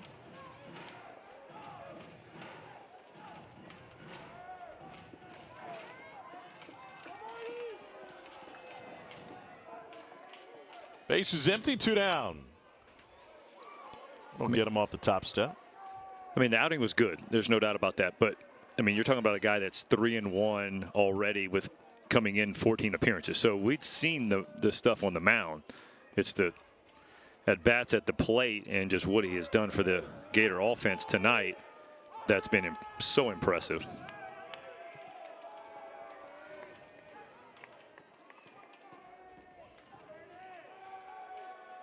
Path to LaChance. Oh my gosh. They didn't get off the top step first. Now they will.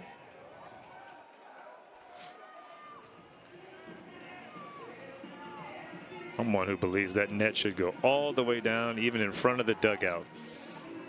Like Little League? Yeah, I mean, just given there's no chance. And that's the most shocking thing, that more often than not, players aren't hurt. Because the ball, you're paying attention, but are you really? You're just kind of leaning on the thing. And he launches this one to deep left field. He straightens it out for a solo shot. LaChance's 5th of the year.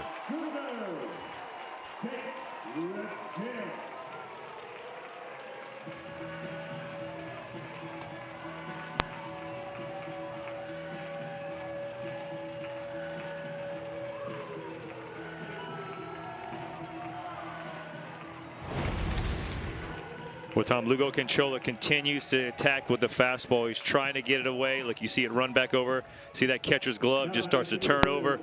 Back over the middle. LaChance just missed a couple times that one up perfectly. Puts it into the OU bullpen. And I know that only cuts it to 5, but what it does gives him a little confidence for his at-bats tomorrow.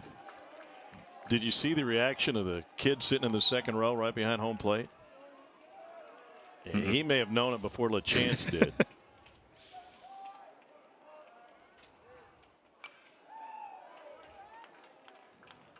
Harris fouls it off, 1-1.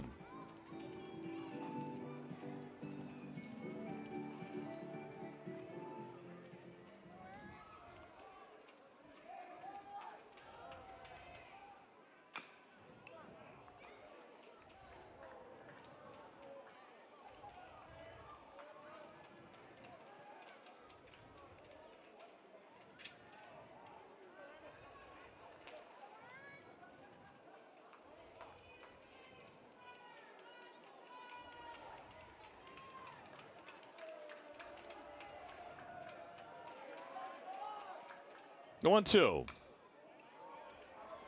Stays alive again. That's the one thing Harris does a very good job. He puts together a strong at bat and makes the pitcher work. Was it 11 pitches in one of his first ones on Peterson? Yeah, 11.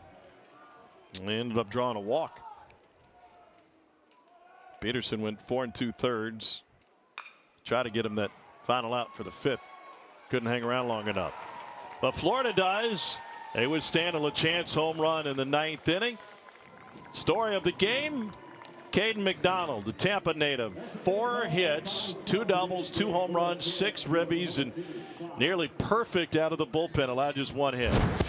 Yeah, Tom, he came into this game 7 hits and 23 at bats, and we saw that 4, count them, 2 doubles, 2 homers, 6 RBI. He had 7 RBI. There are actually 5 RBI in the whole year. Came into the bases loaded jam, gets the out, mixes in about 3 or 4 more punch outs. So this is one of those nights he's going to remember for a very long time. He homered twice in the A&M series last week. He's homered twice in this series, and he just happened to come in the same game. That's 4 home runs for him now, and his last 5 SEC games, and this 2-run double provided the final couple for Florida. Gators get the win by a final score of 10-5. Thanks for watching this presentation of SEC Baseball. Time now for our favorite golfer, Peter Burns, fresh back from Regions and making history. It's time for SEC Now. For Lance Cormier, our fantastic crew here in Norman, I'm Tom Hart.